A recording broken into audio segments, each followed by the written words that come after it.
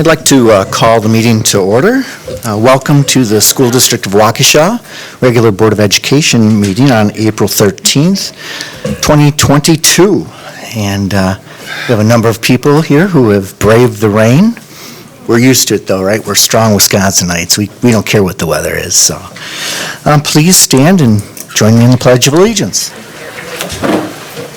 I pledge allegiance to the flag of the United States of America and to the republic for which it stands, one nation, under God, indivisible, with liberty and justice for all. So will you please take the roll call? William Baumgart. Here. Corey Montiel. Here. Greg Dietz. Here.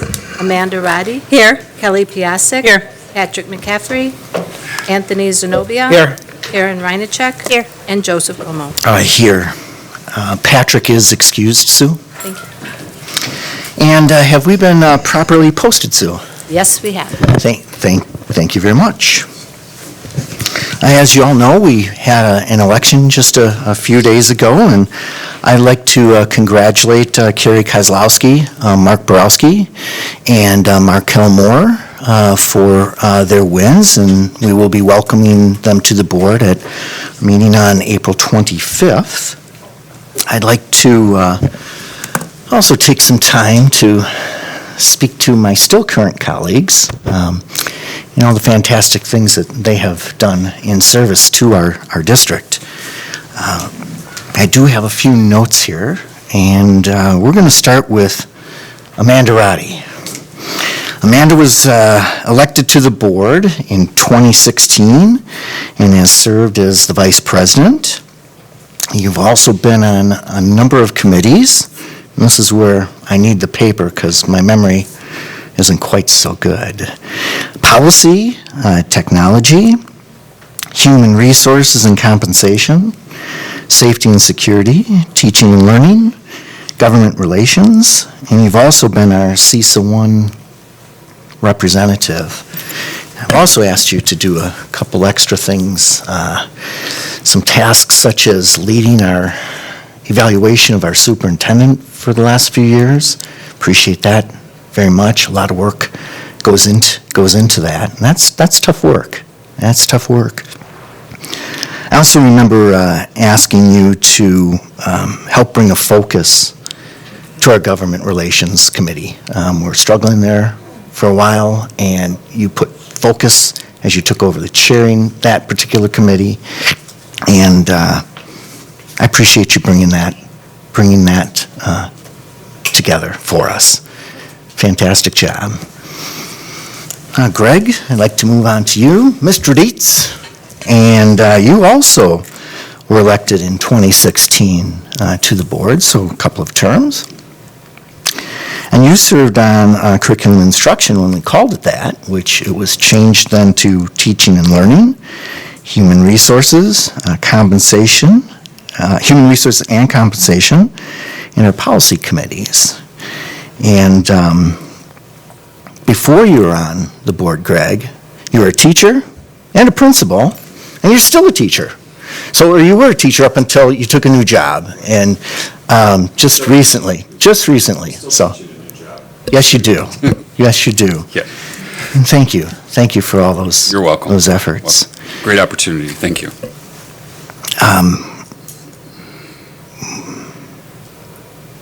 Bill Baumgart. We have something in common, Bill. Number of things. I'll share one with the audience right now. Bill has served on this board for 1/3 of his life. 1/3 of his entire life. And I've done the same. Yes, you do. Yes, you do. You won 9 consecutive terms. And there's no one in the history of this district, not one person, who's served on this board longer than you. Wow. Yeah. We've been through a lot together. We didn't have any charter schools many moons ago. Our first charter school, I believe, was the Achieve. And then Health Academy, I think, and engineering? Or was STEM before that? STEM before that? We had a couple of gymnasiums. Oh, and Harvey Phillips, which now is East High School. That kind of work. Yeah. Charter. Yeah. We've talked on gems before, right? You know, we have a number of gems in our district. That's a term you've used quite often, talking about our planetarium or any of the programs that we have been, involved in over the years. And I think the thing I'm going to remember most, Bill, is all the gems that, you've been involved with. And there's been many of them. And you've made this district a very unique place, helped us to make it a unique place. And I truly appreciate that time and effort. You have served as president, as treasurer and clerk. You've also been on the following committees: curriculum instruction, and now what we call teaching and learning. So both of those, safety, human resources, and compensation, technology, and policy. And you've also been our charter program and liaison representative. And that involves a lot. You've taken a tremendous amount of time to be out at our charter schools, to be looking at different programs. You've spent a tremendous amount of time at each of the schools. And we'll be always thankful to you for all the efforts that you've put forward. And I do have a little something to give to you. And before I give it to you, I'd like to read it. It's from the Master Teacher Awards and Gifts. Great company. And here's the plaque. And it says, Excellence, Honors for Excellence. To honor your service to education, by word and deed, your presence has enriched the lives of students and served as an example for all. William Baumgart, School District of Waukesha, Board of Education, 1995 through 2022. Congratulations, Bill.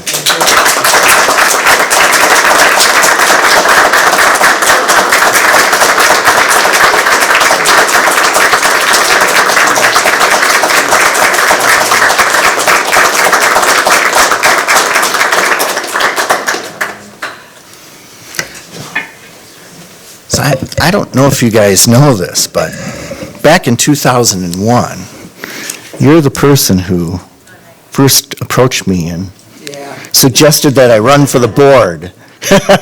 Now, my wife might want to talk to you about that, but, Well, so you didn't go back far enough. I guess. Why would I have even approached you? We first got to know each other in Boy Scouts. Yeah, we did. Yes. I was not a Boy Scout though at the time. You were. I was, yep, I was an older teen. We went through the canoe country with you. Yep, the Boundary Waters. Yep. Yeah, and then your sons came up and they also, John was an Eagle Scout, right? Yes, you were. Yeah, and so, yeah, and you were, and I am, so a few Eagle Scouts here, and yeah, we'll have coffee, we'll reminisce. Okay. But God's blessings to all your future endeavors, to all three of you, no matter what you take up over the next many years serving our community. Thank you for doing that.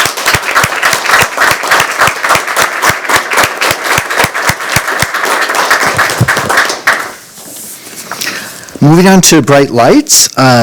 Tonight we're going to have Mike from Hadfield, our principal.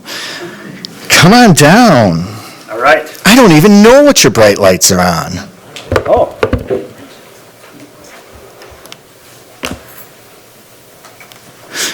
Thank you. And I see you have a team with you, too. I've got a great team with me, so thank you very much for having us. I've got 6 tremendous educators with me. ranging from newer teachers all the way up to more veteran teachers and everything in between. So we have Jen Restock, Shelley Tradle, Rachel Nemmer, Claire Hauser, Sarah Eckert, and Amanda Orfman, Welcome. all through our grades. We are very excited to share with you our journey with PCL and how it impacts our students and their improvement and all of our teachers. So, Fantastic. very excited about it. So at Hadfield, we built our school goal around a framework for literacy, accountability, and a well-designed literacy plan. So we met last June with our SAIL team, and on the left was our original plan when we left on June 15th or whatever day it was, and we were ready to go. School started, our students arrived in the building, we started seeing what was going on. We had students that had never attended school at all because they had come from other districts. We had students that attended virtually last year or a combination. And as we got our students back into school, we realized that our lofty goal of this inquiry-based learning, we needed to kind of put the brakes on, go back, and work on what we talk about our self-regulated learners. And I talked a little bit about that the last time I was here, about just getting kids to be able to do things on their own and have the power of their own learning. So we kind of shifted our goal, and these people have led that work amongst our students and our staff. And you'll see as we go through this presentation some of the tremendous work they've done. My job as a leader is to not get out of their way, but to support them. So if they ask me for something, like they all got together one day and they were talking about this book they wanted and they wanted to use it, and I'm like, it was ordered before I walked out of the classroom. It's exciting, it's powerful. These are the people doing the work. They are the ones intimately involved with the students. It's my job to go around and make sure that they have what they need, and that's what we try to do. And I'm very excited to have these people share the work they're doing because they deserve it. I can't say enough about them. Without them, we're not what we are right now, and you will see the work as we go through. So I am proud for them to share this, and I will let Jen take it away, and I will get out of their way.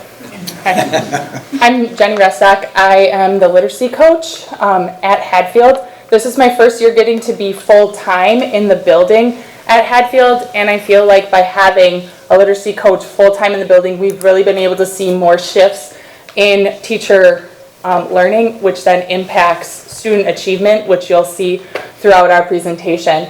And to ground where our ultimate goal, our shift in our thinking came from, is this quote. The ultimate goal of teaching is the development of a self-regulated learner, a student with the capacity to guide and monitor their learning. And those last, the guide and monitor, are what we are really focused on in our professional learning. And you'll see that as I talk. So this year, we took on a new approach with our professional development. Our entire staff, all educators, doesn't matter if you're a Phi Ed teacher or if you're a special education teacher, we come together every Wednesday morning at 7:40 for about 50 minutes. And in that 50 minutes, we have a process. At the beginning of our new cycle, we always work on developing our knowledge. So we go to our texts, the experts in the field, and we all learn and ground ourselves within that understanding together as a collective group. So we're building our base knowledge as a team. From there, we then go into guided practice. We have some model classrooms who are going to come up and talk later. Those are people I work with really intensely, but those two people have helped me with that guided practice. I'm up modeling in front of the staff. What does this look like?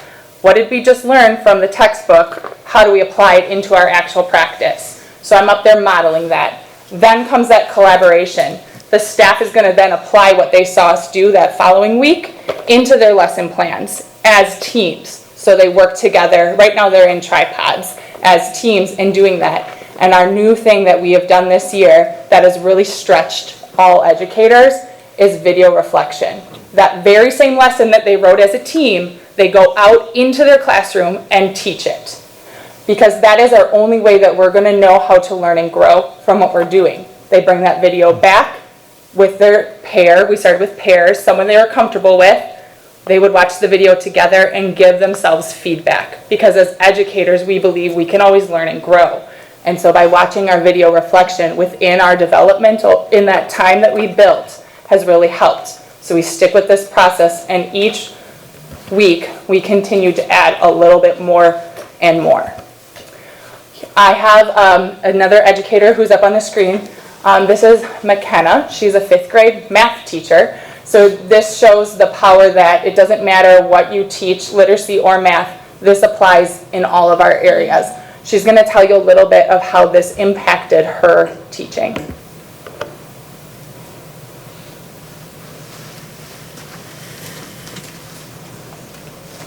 We've had a focus on collaboration and reflection during our PD times as a school at Hadfield.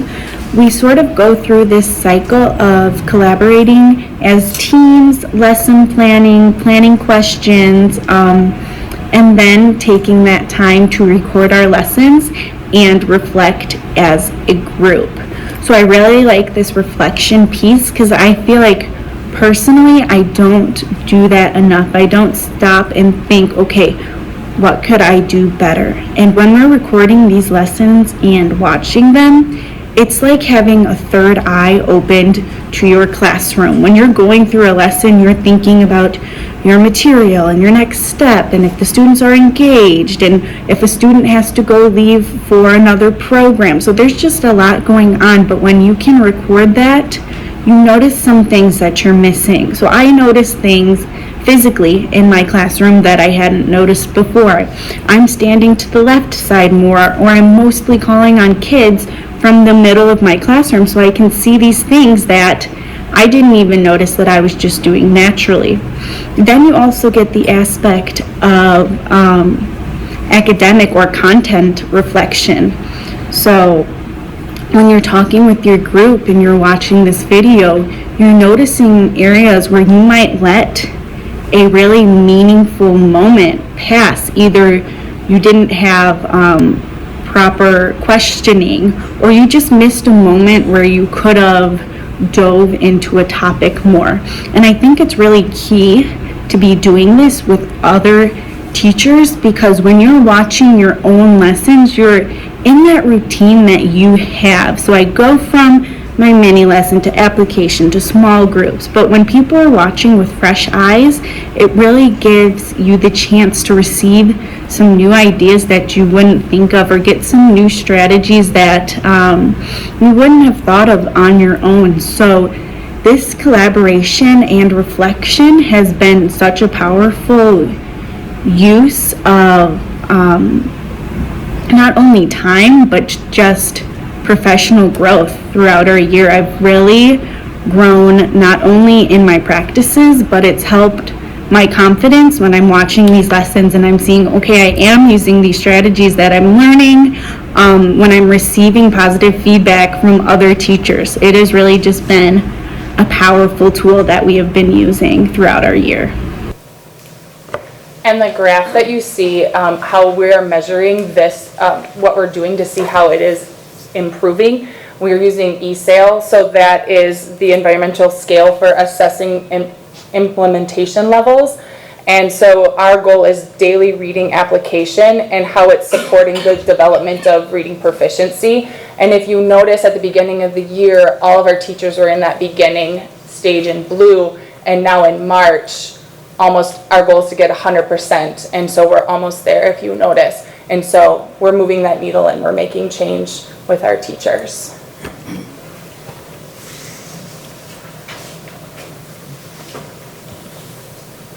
Hi, I'm Shelley Tradle, 3rd grade teacher at Hadfield, and my teaching partner, Rachel Nimmer. Rachel and I, and really most teachers at our school, really believe that it's our job as educators to improve our practice and to make sure that we're meeting the needs of our students. We feel fortunate to have had several collaborative coaching cycles with Jenny, our literacy coach. She encourages us to reflect on areas of our practice that we wish to improve upon, and coaches us throughout the year on that. We dig deep into those topics together, and I think that's really important, because I hear sometimes teachers saying that they feel alone, and we don't have that feeling. This process allows us to be truly lifelong learners, which is what we hope and wish for our students to be. So we started off the school year exploring how we could engage some of our reluctant readers during their independent reading time. And we used the text Collaboration and Comprehension by Harvey Daniels, which is the book that Mike Elliott was talking about that he ordered right away. We used that to learn how to implement mini inquiry cycles. And this allowed students choice in their learning, but also provided a purpose for their reading time. Students chose their own topics with questions to research, and then they were able to share out their learning with the other students in their group. This turned out to be a very engaging activity for our students who once were reluctant readers. We even found that this has helped their overall reading engagement and excitement about reading, where now we have kids asking constantly, when is our next group? When is our next group? So in the center of the slide, it talks about writing. Rachel and I were grateful to have been chosen to pilot some possible new writing curriculums for our school district. And we chose to do another coaching cycle with Jenny. And during this cycle, Jenny was able to model some of the new lessons with us, as well as observing us teaching those lessons and giving us quality feedback on our teaching. We know that trying out new curriculum can be challenging, but we felt very supported through this process, and we quickly saw increased engagement in our writers during these units. Along with that, we also got a chance to increase our engagement during language workshop with another new language workshop planner that our district is also considering. So with the professional learning that Jenny, our coach, is doing, she has learned how to write these new planners for us, and then we get the opportunity to implement them and give feedback on how they are received by our students. And then Jenny is also able to give us feedback on how we can make those planners and lessons even stronger. And on the next slide, we have the impact that we see on our third grade. So from this process of learning about and implementing what we feel is best practice, we are excited to see that it is impacting our student learning. The graph shows that in the winter of 2021, so last winter when our current third graders were in second grade, 50% of those students were on grade level in reading. And this past winter, so winter of 22, 69% of that same population of students is reading at grade level. We've also included a student talking about how he feels he can use some of the skills and strategies he learned during our mini inquiry cycles as he continues to grow as a learner.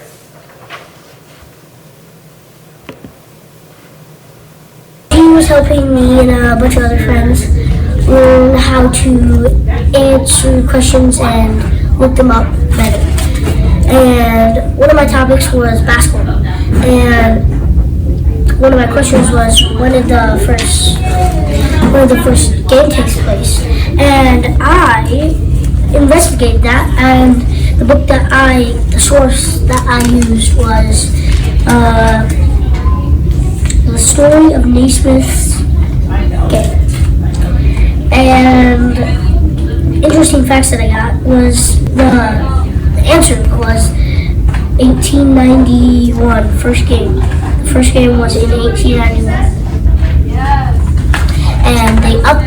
And a little bit later in time, they updated the game, or added a rule where you can dribble the ball instead of just holding it. And they also updated the equipment, where they had 2 peach baskets, and they asked the janitor, and then they cut a hole through the bottom of both of them. So instead of having to climb all the way up with the ladder and get it,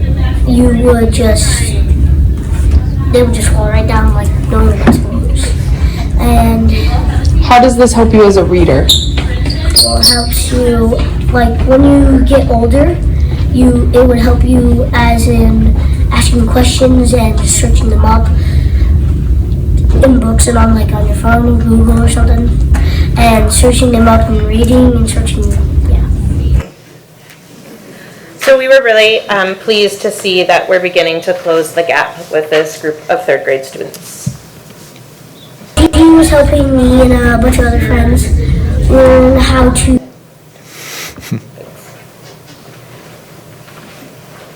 Hi, I'm Claire Hauser. I'm the Title I reading interventionist.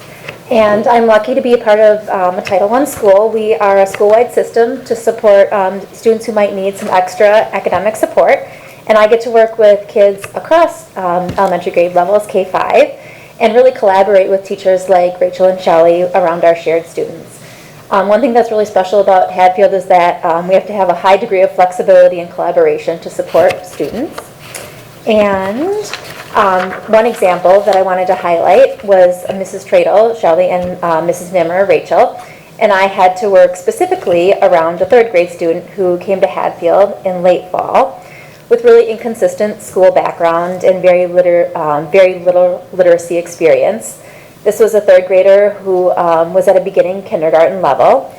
And thanks to weekly communication, sometimes even daily communication with Shelley and Rachel, we were able to align our instruction to support this student.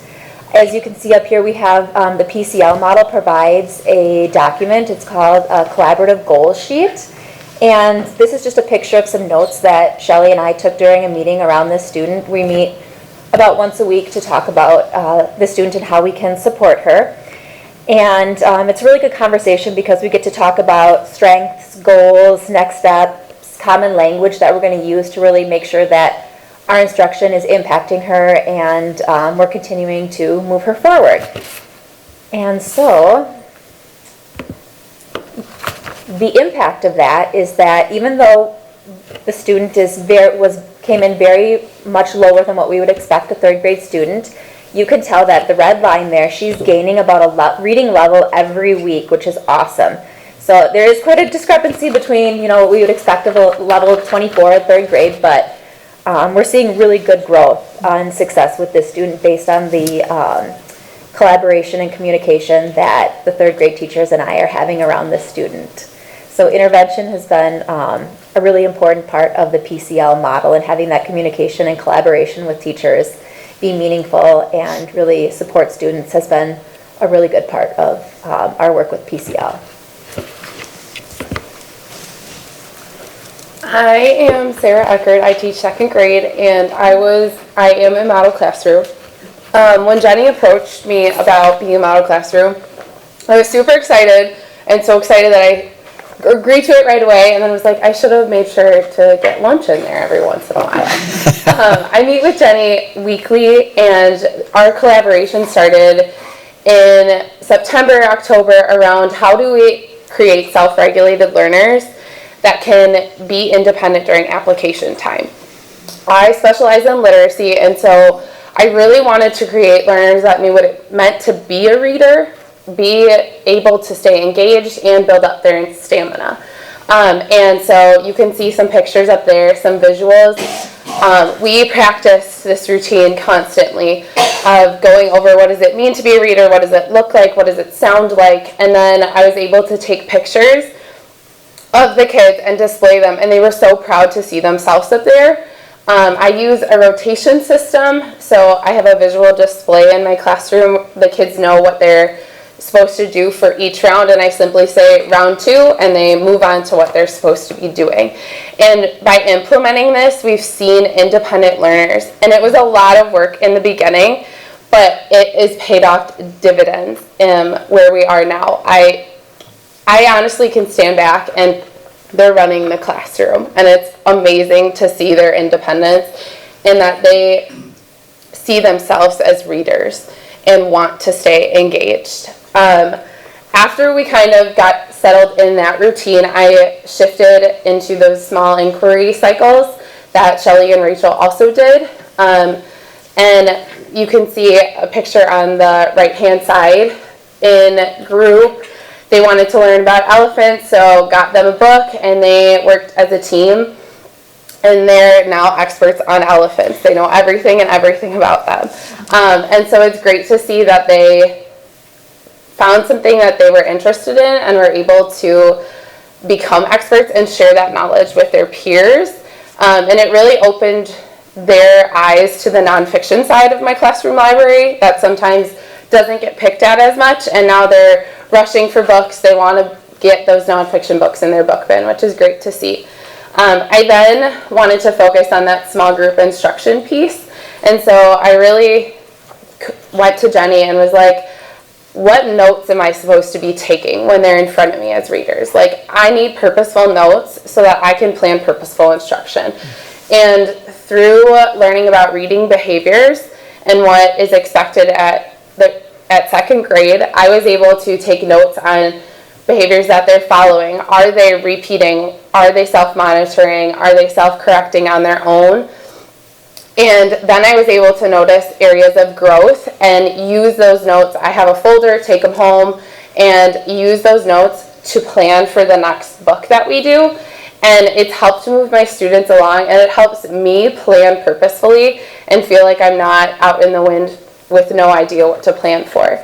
And so it's really great that working so closely with Jenny has had such a positive impact on my students.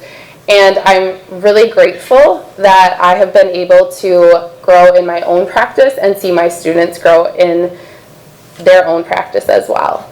The impact this has had in the fall, I had 39% of students as proficient readers, and as of February in the winter, I now have 52% of my second graders reading proficiently, which is a huge celebration, and it's awesome to see that just these simple, me taking time to learn and grow like I expect my students to do every single day is really impacting them in a positive way.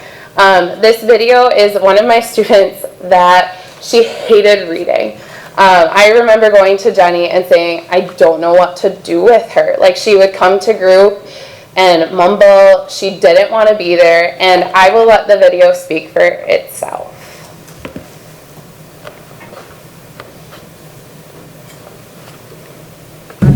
At the beginning of the school year, I didn't like to read because I didn't know how to read. Miss Echo taught me how to ask questions. I began reading volcano books and learning a lot about them. Now I am an expert about volcanoes. Now I love reading because it makes me learn a lot of stuff. Now I have lots of strategy to help me read.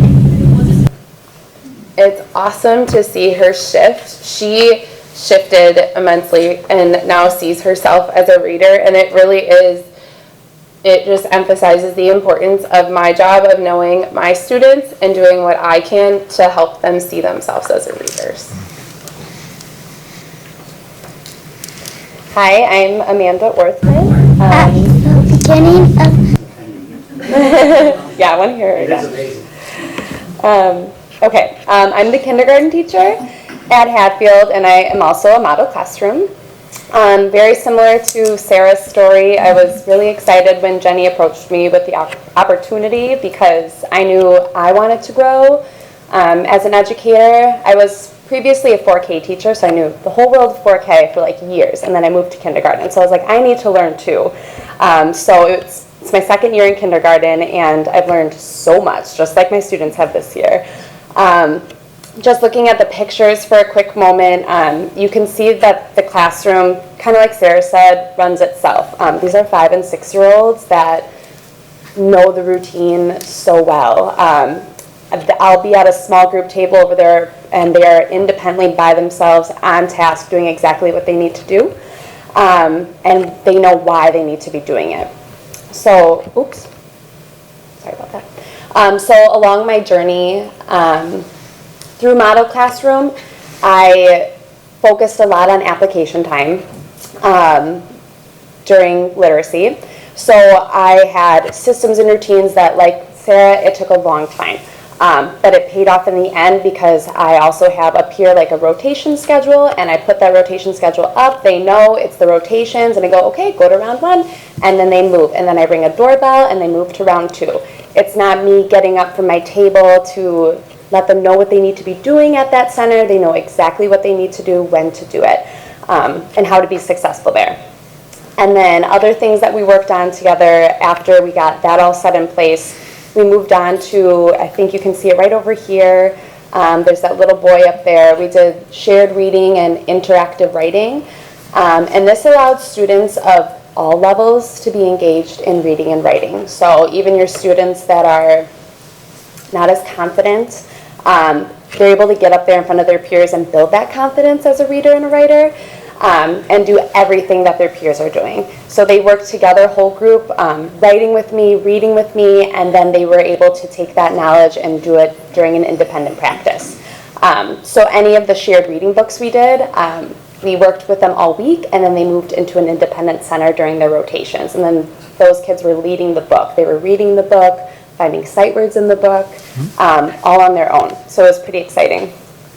Another thing me and Jenny worked on were small groups, and I wanted to know where are my students at right now, and then how can I take them to the next level.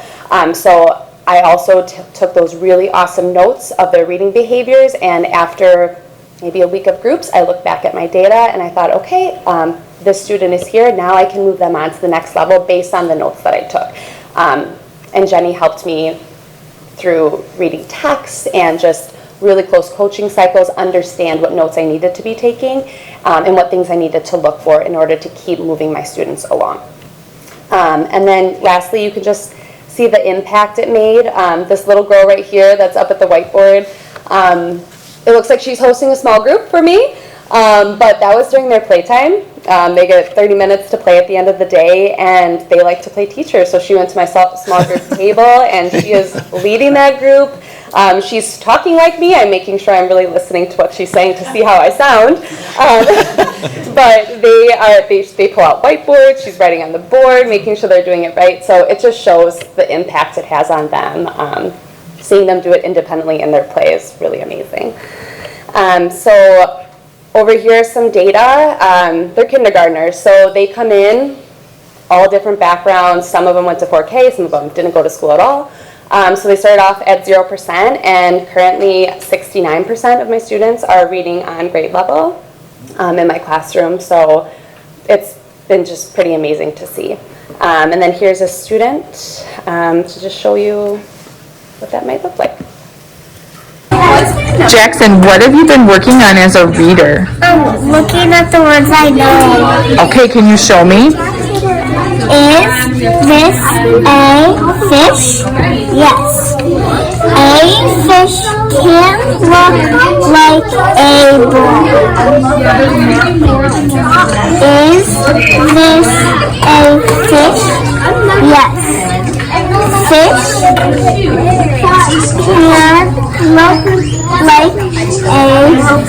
look like a little horse.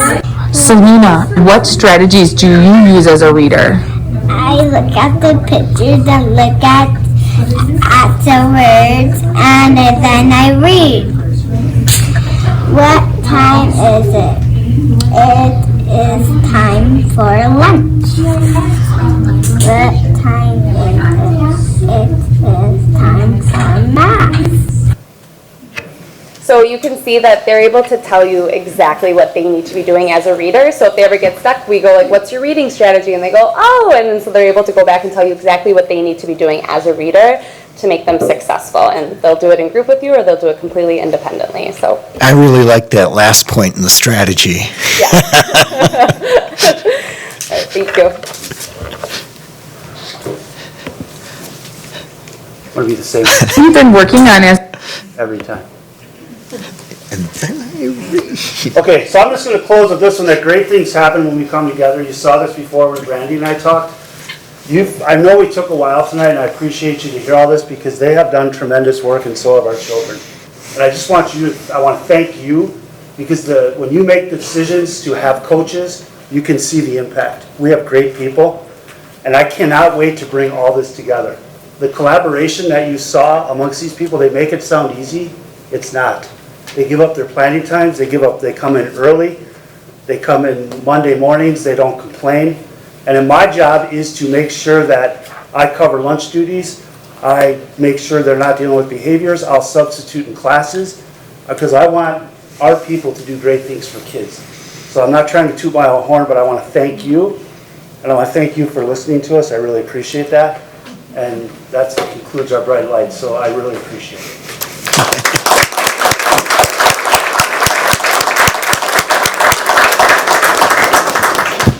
Do we have any questions? We can't let you get off the hook without questions. Yes, Corey. Just quickly, you mentioned a book by Henry Daniels. Harvey Daniels? Harvey, I'm sorry. Yeah. Can't read my own writing. Yep, Harvey Daniels, he's a guru, I guess you would say, on inquiry and collaboration. Okay. And getting kids to lead their own learning. Harvey Smokey Daniels is his name. Okay. He's Very good. He's somebody he's worked with a few districts locally. He comes in, he'll coach you. Okay. But he is probably like one of the leaders in that group. He does a lot on, and he wants students to lead their own learning and present their own learning. It's a big deal for him. Got it. Thank you very much. Yeah. And thank you all. Yeah. Anyone else? All right, Mike. Thank you. Thank you.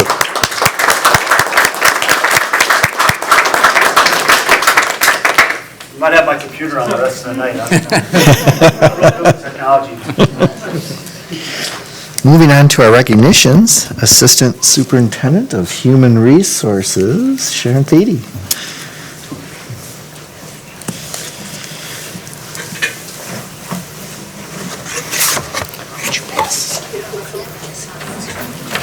Hi, good evening. So I am excited this month, the Employee Recognition Award for April of 2022 is being presented to Amber Lyons. So Amber, could you please stand up?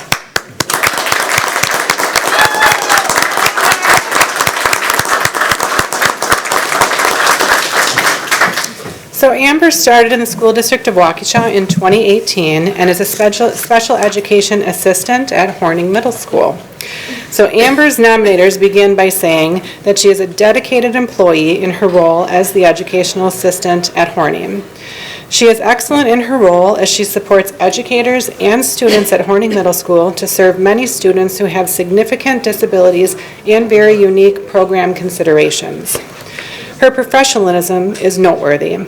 She is very professional in her dealings with staff, students, and families, and is prepared to work hard daily to carry out the learning goals for her students.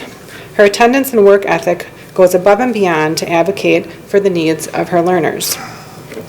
An example of her outstanding performance is she is the adult who works most closely with one of Horning's 7th grade students this year.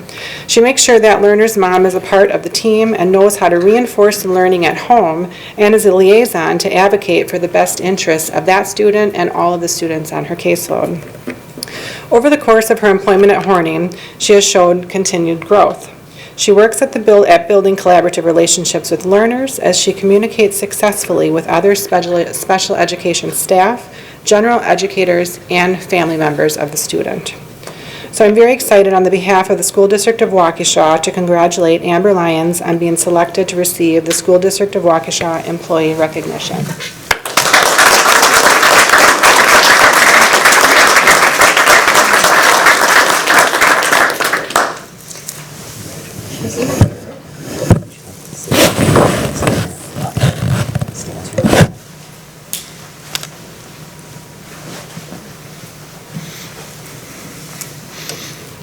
Thank you for this award. I really love working at Horning Middle School. It's very rewarding, and thanks again for this award.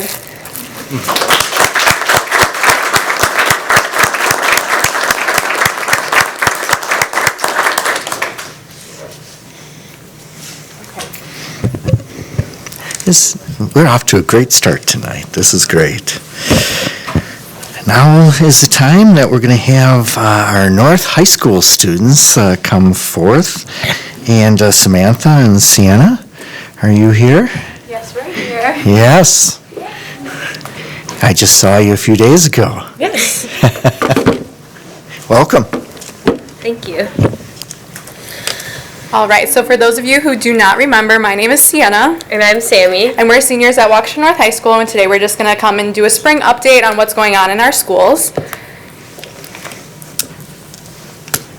So first, we have our choir program. Some of our North students went with the South Music Department to a trip to Orlando, and we toured the parks and we did some singing in their performance hall and got to see what it's like to be a performer at Disney and what it's like to be there at the professional level. So that was very exciting and such a cool experience for us to be a part of. We had solo and ensemble on April 2nd, and we had many students make it to state, so we will be performing there on April 30th. Our chamber choir performed 2 vocal jazz pieces, and both pieces are making it to state. So that's very exciting. We also have our upcoming concert with Elmhurst College on April 29th, so that's going to be a very cool opportunity for us to be able to sing with people who continued their choral education as long as they want to, so yeah. And next is Key Club. We have done a lot of different volunteering things throughout the school year, like playing bingo with at Lindholm and different things like that. But we will be having a car wash for a cause hosting on May 14th at our school. We will be donating proceeds to the Kai Lermer Foundation. So back to the community. Next, we have our drama club. We performed our musical Chicago, and we had the Jerry Awards come to 3 of our shows, and the Jerry Awards are a high school reward, award nomination, what's the word, kind of like a program. And we just got our results back today, actually. So we have 6 students nominated for performance awards, and those are all of our leads that got nominated. And we also got nominated for Outstanding Ensemble, Outstanding Orchestra, and Overall Design. So that's very exciting for us. Our spring show is going to be The Diary of Anne Frank, which we were supposed to perform before COVID, but then it got canceled due to the schools going virtual. So we get to do that this year, so we're all very excited for that, and that will be coming up in May. Also, the yearbook has been submitted, so that's very excited. We are sold out on our yearbooks, which is a huge goal for our yearbook team this year. So they met it, and we're so very excited to see what our students put together. Next is girls soccer. We have had a tough conference schedule, but we played CMH, Wisconsin Lutheran, and Muskego so far. And we will be playing Fort Atkinson tomorrow night. And we're hopefully that will be good. Next is our girls track and field. They just finished their indoor season, and they said that everything is looking very promising for the upcoming outdoor season. Saturday, April 2nd, we had 2 conference champions, Ashley Davies and Christy Beffel, who is a senior. After the first semester, 29 of our returning athletes had a team average GPA of over 3.8, which is very good for our team. Next is softball. There have been a lot of cancellations due to weather. They're supposed to have like 4 games a week, and they've literally all gotten canceled pretty much. But they played 2 games, and they've won both.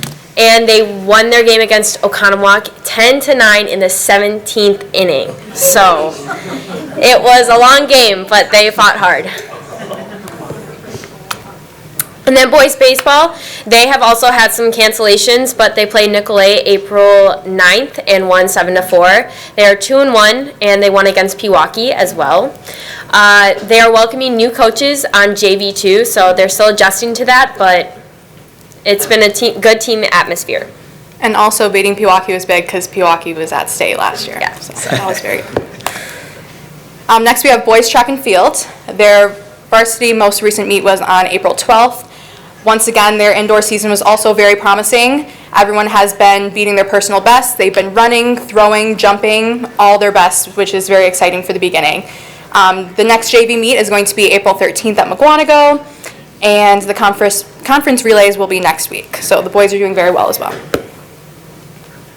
Next we have Avid. So they had a Bucks tour for the Avid seniors. At the game they got to learn some unique opportunities for career choices within the Pfizer Forum. Their trip was during Black History Month, and during the game they celebrated historically black colleges and universities, which gave students an opportunity to learn and about any other experiences and opportunities that may interest them. This was a very important experience for the students since they haven't been able to do many field trips due to COVID. They usually try to schedule a lot, but places haven't been opened up for them, so this was a big field trip for them. Also, within the 21 seniors that we have in Avid, they have earned a combined $1.7 million in scholarships, which is huge for us seniors. So they have their second college tour for Avid students on April 19th, and we also just had a college tour for juniors where they went on a little overnight trip and toured some colleges in the state, so that was very exciting for them as well. Green Bay was a big hit college that they liked. We just had prom last Saturday, April 9th. We had it at Brookfield Conference Center, and this was a big deal since we actually got to eat food at the place and go somewhere else that wasn't our school gym, which we love it, but it was somewhere new and different, and those are some of the pictures that we've taken. And there was a photo booth, which was also really fun.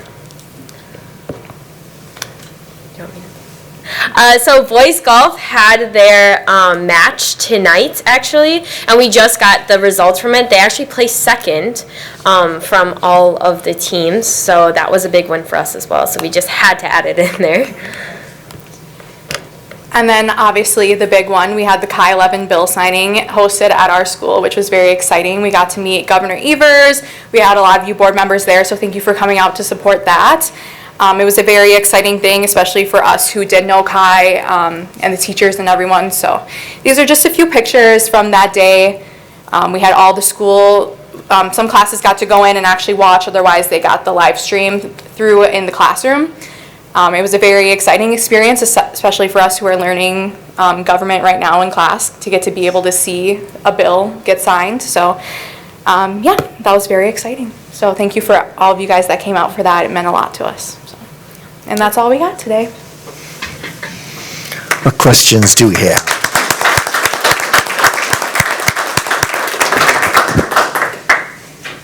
Any questions? Dr. Piasek? Oh, I thought you were, oh, okay, you're just folding your hands. Okay. Mr. Bumgart. We do like to hear what your plans are for the future. Can you tell us if you've made a decision or what you're thinking of, or at least what you'd like to do? Yeah, I'll be attending UW La Crosse in the fall. I will be going for a secondary social studies education, so I want to be a high school teacher. Wow. Sammy already.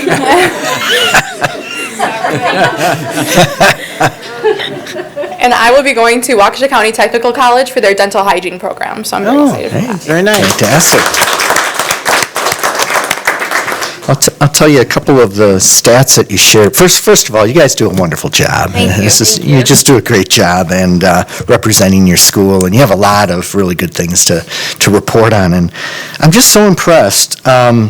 When you talked about the 3.8 GPA average of the girls' track team, you know, scholar athlete. Scholar comes first, athlete comes second for a reason, and where the emphasis is. But those two together and to perform at a high level for both, that's fantastic. I'm so impressed with the teams, and there's more teams at each of our high schools that really do have very high GPAs for their athletes. It's fantastic. And the $1.7 million in scholarships. Wow, that's just so wonderful. It really helps out each of the students. And you said there were 21? 21, yes. Yeah, fantastic. So we've appreciated, I think this is your last report this year, so Yeah, it is. we wish you luck in your future endeavors, and thank you for representing your school so well. Yes, Yeah, thank thank you. you.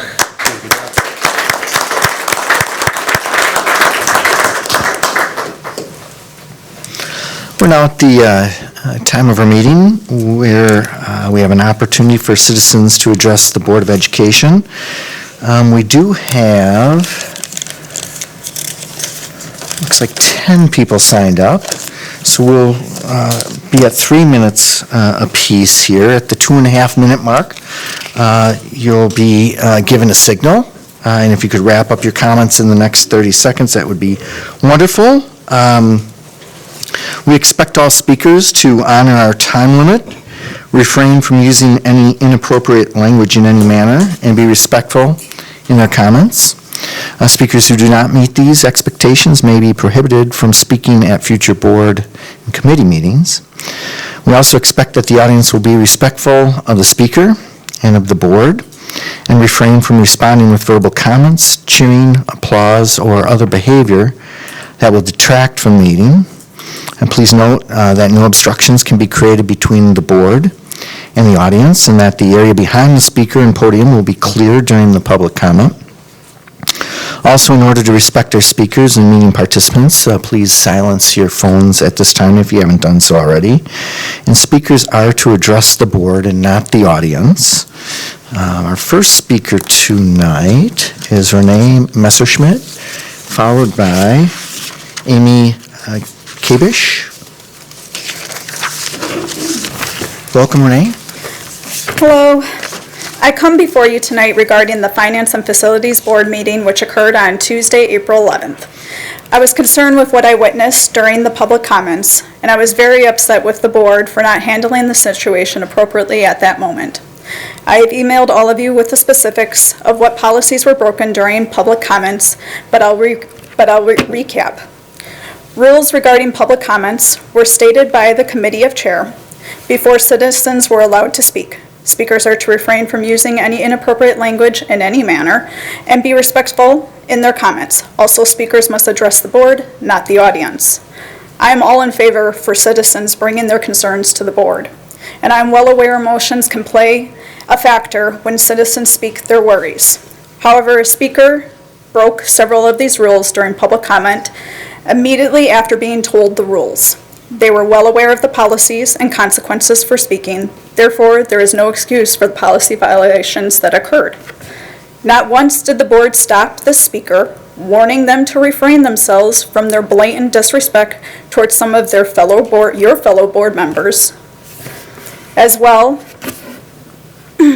as our committed librarians and our committed teachers, and a member of the audience that night.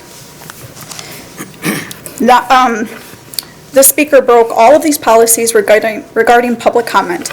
They used inappropriate language, were disrespectful in their comments, and addressed a member in the audience when they are only to address the board. Why was the speaker not given a final warning? Again, I'm in favor of citizens addressing their concerns for public schools. I may not agree with all comments, but I do feel it is a right. However, it is your job as the board to make sure that your policies are being addressed when they are being violated. How come the policies are only enforced against some, but not all who violate them? You were wrong about how you handled this recent situation. You didn't follow the policy you had just created in order to allow a citizen or citizens who have been inappropriate in the past to speak, but then changed the policy and applied it retroactively to a man who is banned from speaking until 2023. You can't have it both ways. You either hold all citizens to the same standards, 30 seconds. or else your policies mean nothing. By not calling out the speaker, you have shown your bias for certain citizens of the city of Waukesha. For elected positions, you are failing to uphold your positions to the highest standards. The minimum you should have done was given the speaker a warning, and you neglected to do so. Please do better. Thank you, Renee. Amy, followed by Jacob Knuth. Welcome, Amy. Hi. My name is Amy Kabish, and my daughter attends Butler Elementary School here in Waukesha. I don't have a lot to tell you besides the details of what I know. Chad Montez, the Dean of Schools, called us on Monday, let us know that my daughter was being inappropriately touched by a student for months in one of her classes.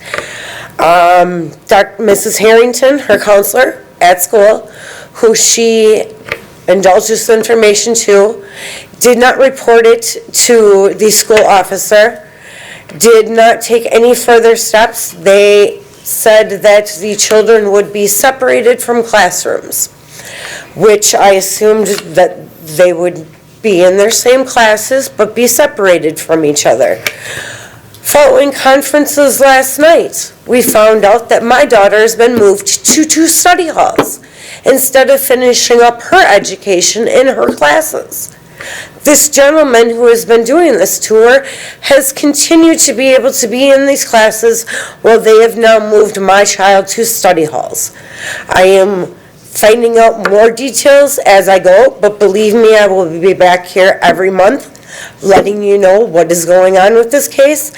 I do not feel that Ms. Harrington, the counselor, did the right actions by not informing us as parents and bringing us down there and talking with us. They chose to have the dean call us and tell us what was happening instead of us as parents making our decision for our child of whether another student is grabbing her inner thigh during class, and this has been going on for months.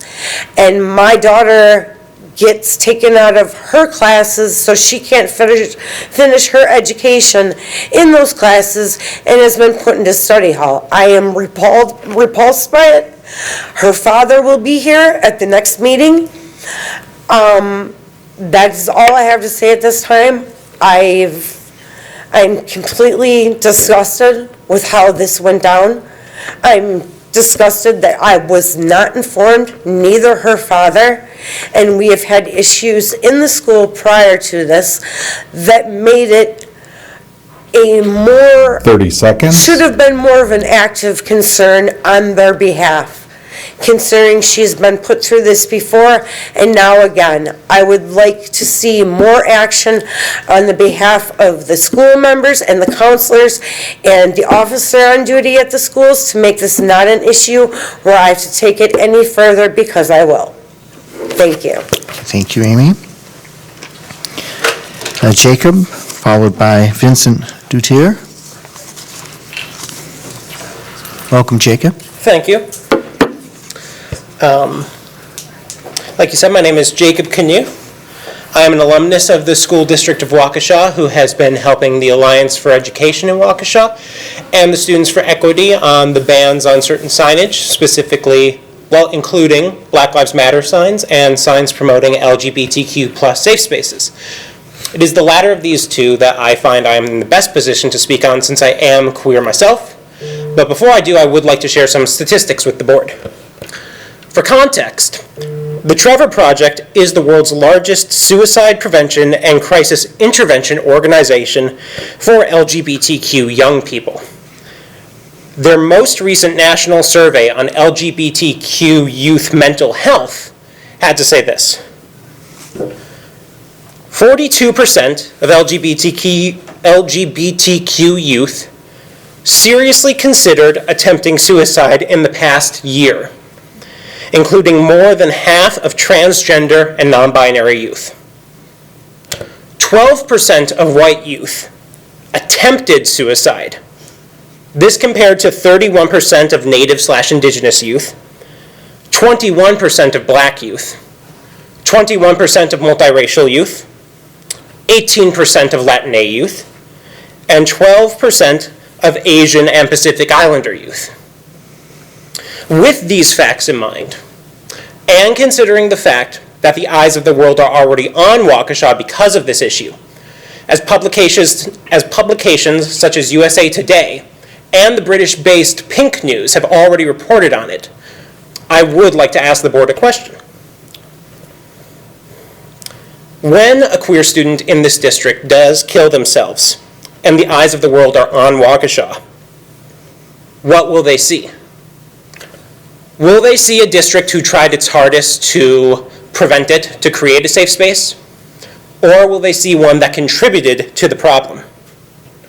I would like to stress that this is an especially important question, considering the Trevor Project also said that LGBTQ youth who had access to space that affirmed their sexual orientation and gender identity reported lower rates of attempting suicide. The signs that are banned save lives, and I ask that the board remember that as they make their decisions in the future. 30 seconds. Thank you for your time. Thank you, Jacob.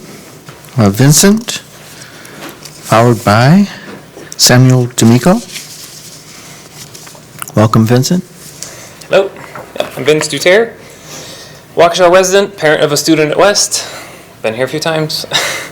With the recent board election results, I'm very concerned for continued degradation in the quality and environment of our students' education. The evident political bias of the incoming board means edicts like the superintendent's attack on inclusion from last August have even less chance to see any reasonable opposition or even mention. It has unfortunately been bad enough with our only 3 reasonable voices that we will be losing. Tonight I want to address the district's poster that came out last month. After 7 months and supposed listening sessions, this is quite underwhelming, and that's to stay polite. The only half-clever thing about it is using the Waukesha District W at the bottom for welcome. Like the superintendent's letter from January, it mostly tells the students and staff what not to do and what the consequences are if you do. The poster did add one policy reference, Policy 5720 on student activism, telling students they can express opinions and support policies but not interfere with education and follow due process. Fine. That being said, non-offensive, non-political, safe space or inclusion signs would certainly seem permissible within that framework, even if they have a rainbow on them. Once again, this is an incredibly insufficient approach to diversity and inclusion and does not say anything about how you actually make all students feel welcome, something we know will help them flourish, and having listened to our previous speaker, is crucial. It's obviously this poster obviously intentionally fails to mention the policy I have on my shirt. It's not like anyone didn't mention it. In February, I mentioned how the letter was missing that from January, and many of us have it on our t-shirts. So I believe that omission is intentional. The quote on my shirt tells you positive things the board, staff, teachers can do: respect, value, and respond to individual differences. Those actions go beyond simply telling students they all matter and making a lousy poster to that effect. This board, due to its unwilling majority to do anything about the superintendent's August edict, has failed the students in regard to inclusion, and the new board is likely to do even worse. This is very concerning for our non-white and non-straight kids. Thank you, Vincent. Samuel, followed by Tariq Akhmud. Hi, Samuel. Hi. Tonight I'd like to take this opportunity to thank Amanda Medina-Roddy, Greg Dietz, and Bill Baumgart for their service to the Waukesha School Board. I've disagreed with all of them at one time or another, but I've never doubted their leadership abilities and their willingness to do their jobs that can be tough at times. All 3 of them have proven time and time again honesty, accountability, and transparency are priorities for them. That's a fact. I want to thank Bill for his many years in our district. I talk to teachers all the time at South about the school board, and every single one of them know your name because of your dedication to remaining active in our schools. I came to this meeting in May for the first time, and I said that I sent an email out to all 9 board members at the time and got only one response. That one response was Bill Baumgart. The next day, however, at around noon, Amanda Roddy had came to see me in person, thanking me for speaking and acknowledging my communication to her, above and beyond just an email response. Mr. Dietz, I speak for many people when I thank you for the noise you have made the past year. When everyone else was publicly ignoring the superintendent's signage ban, you were there. When no one was publicly worried about the breakfast program, you were there, and you made sure that all students were able to get a breakfast at our elementary schools. Thank you for your service to our district as a teacher, administrator, and on the Board of Education. And to all 3 of you, thank you. Thank you, Samuel. Tariq, followed by Julie Valadez. Hi, Tariq. Hi. Good evening, members of the School District of Waukesha Board or the Board of Education. I'd like to start out by thanking Bill Baumgart, Greg Dietz, and Amanda Roddy for their years of service to this district, and especially kudos to Bill for doing it above and beyond the call of duty. Okay. I know these meetings are not fun at times. All of you folks spent a lot of time not only at the monthly meetings, but also your committee meetings. In your Bright Lights program, some months back, you had a student from West who had a skin color darker than mine, and that represented the diversity in the school. But recent policies go against it. And it is our differences that make us better. if everyone talks with the same voice, then we are in communist Russia, we are in a Taliban-controlled Afghanistan. We don't want that. We have to respect each other, be courteous to each other even when we disagree, okay? So the district with the new school board will face many challenges. There are many districts where they have teacher shortages. Hopefully we won't lose some of our great teachers. This rule on posters, this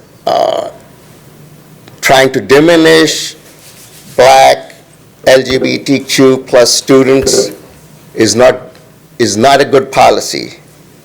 Think what happens when we don't promote inclusion. Think what happened, I think it was on October 6, 1998, in Wyoming. Matthew Shepard was murdered. Young man, 21 years old, who's gay. Is that what you want to happen here? Do you want students to be depressed? No. So please, reverse some of these policies. Please include diversity in your program. Thank you. Thank you, Tariq. Julie, followed by Paul Reese.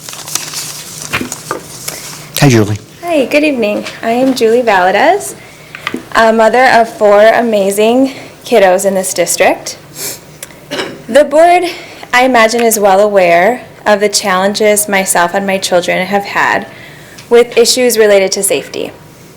I've always been a strong advocate for my children, including as students in this district.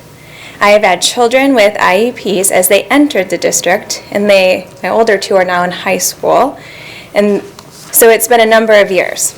I have been at every IEP meeting, and I'm a strong participant and advocate. My children and my escalated concerns related to safety has impacted my children and I having a sense of safety within the district. I have historically served as a Girl Scout leader at Blair. I have served on the PTO board at Blair, served on the board at the Waukesha STEM Academy.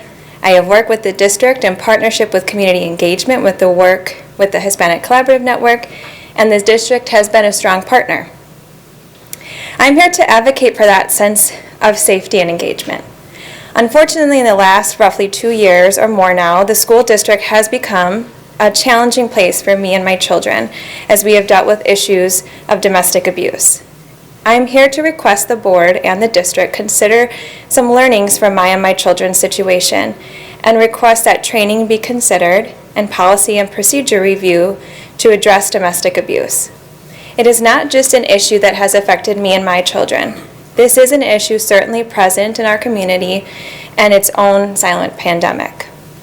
My children first had safety concerns impact them when they were being dropped off from the bus as students with an IEP without accommodations being provided, which resulted in the Federal Office of Civil Rights needing to step in and assist us to be safe in the district.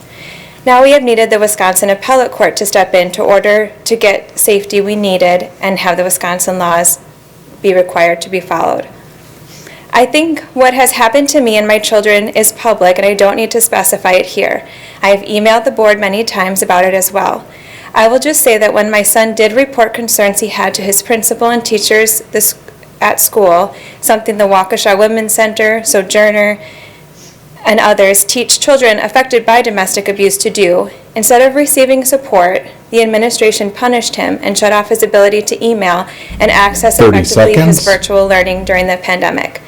So I again request that the district work on assessing how they're addressing domestic abuse and would be willing to donate time to engage in the issue for the benefit of our community and our district. I have always supported my children and the school district and appreciate the opportunity to speak this evening. Thank you, Julie. Paul, followed by Sarah Harrison. Welcome, Paul. Good evening. Thank you. Bill, today I was at work and I was thinking, you've been here 27 years. That's longer than most people's marriages last, unfortunately, today. It's a sign of dedication and devotion that is hard to find these days. And I do respect that, and I do respect the time that you've put into this, and I know this isn't even the half of it. It's STEM board meetings and it's everything else. So I do appreciate that, and I don't think people understand the half of what goes into this. That's why I would never run for your position. I also want to address the raises. The teachers are seeking a 7 or 8% raise. This is, when does a baseline become a maximum become the baseline? If they can have a maximum of whatever the cost of living is, or the increase of cost of living, that all of a sudden is the baseline that they expect. My opinion on this is they voted for our president, Joe Biden. They did this because they thought he was the best and the brightest to take care of things, that the economy was going to sing along and everything was going to be great. And he would hire the best and brightest people. He hired a woman by the name of Janet Yellen to be his secretary, his finance secretary, treasury secretary, excuse me. And she has stated that inflation is transitory, that it's not actually more dollars chasing fewer goods. So she stated that this is what it is. So I'm sorry, I had distracted right there. She stated that that's what this is. And if it's transitory, then we don't need a permanent solution to this temporary problem. It has nothing, we don't need to go into debt to spend money from a fund that's one-time money. And anyways, I'm lost tonight, and I apologize for that. But good luck to you. Thanks. Thank you, Paul. Sarah, followed by Kimberly Coronado.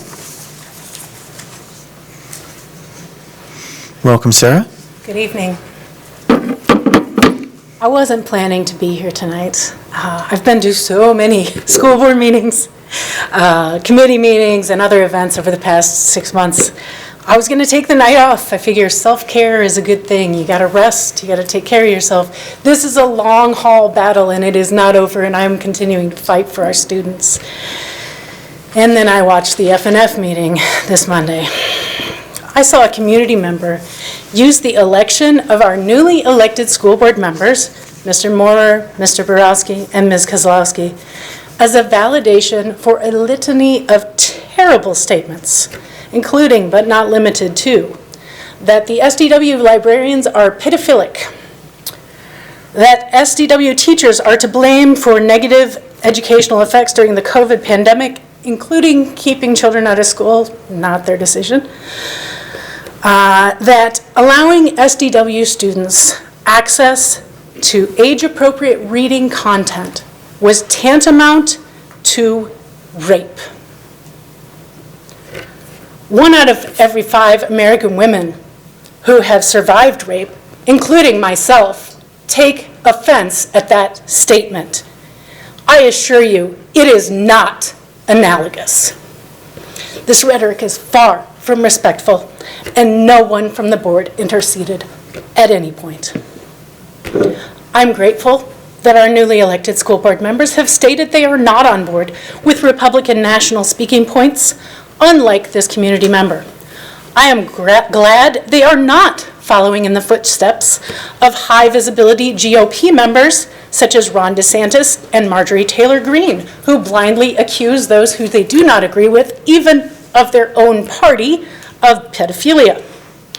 I don't know what made this community member think that our oncoming board members would be aligned with this line of thinking, but I'm sure glad that they are not, and I look forward to seeing the evidence that they are not in their service to this district. In light of the slander against our librarians, and as a reminder that we must continue to fight the good fight, I leave you with a quote from an American author who is also a rape survivor, Lori Howells Anderson.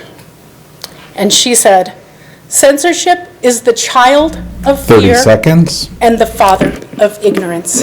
Thank you. Thank you, Sarah. Kimberly? Welcome, Kimberly. Good evening. It's been a few times since I've been here. I want to publicly thank Mr. Luke Pinion tonight. He hasn't been here long. However, his time here has had a huge impact with multiple students, families, and I truly respect him, and I want to honor him tonight. My hope is that we could keep professionals in the district who are positively impacting our students, who are focused on meeting our students' needs. Thank you for being a team player, Mr. Luke Pinion. Change is necessary, change is hard. Our status quo is not working. When the administration and the Board of Education fails to listen and take necessary action, then we need to hold folks publicly accountable for the outcomes of our students. What happened to my children's education and what was allowed to happen to Julie Valdez and her children under this board is why I utilize my parental voice and choice for a new representation. I want to end with the potential of more positive impact from parents in this district, and I truly hope for more improvement. We are our children's first teachers. We have PhDs in our own children. When we enroll our students into this district only to encounter a broken educational system, there's problems. It is not perfect. For a school board member to say it's perfect is why he's leaving. Why is there so much animosity?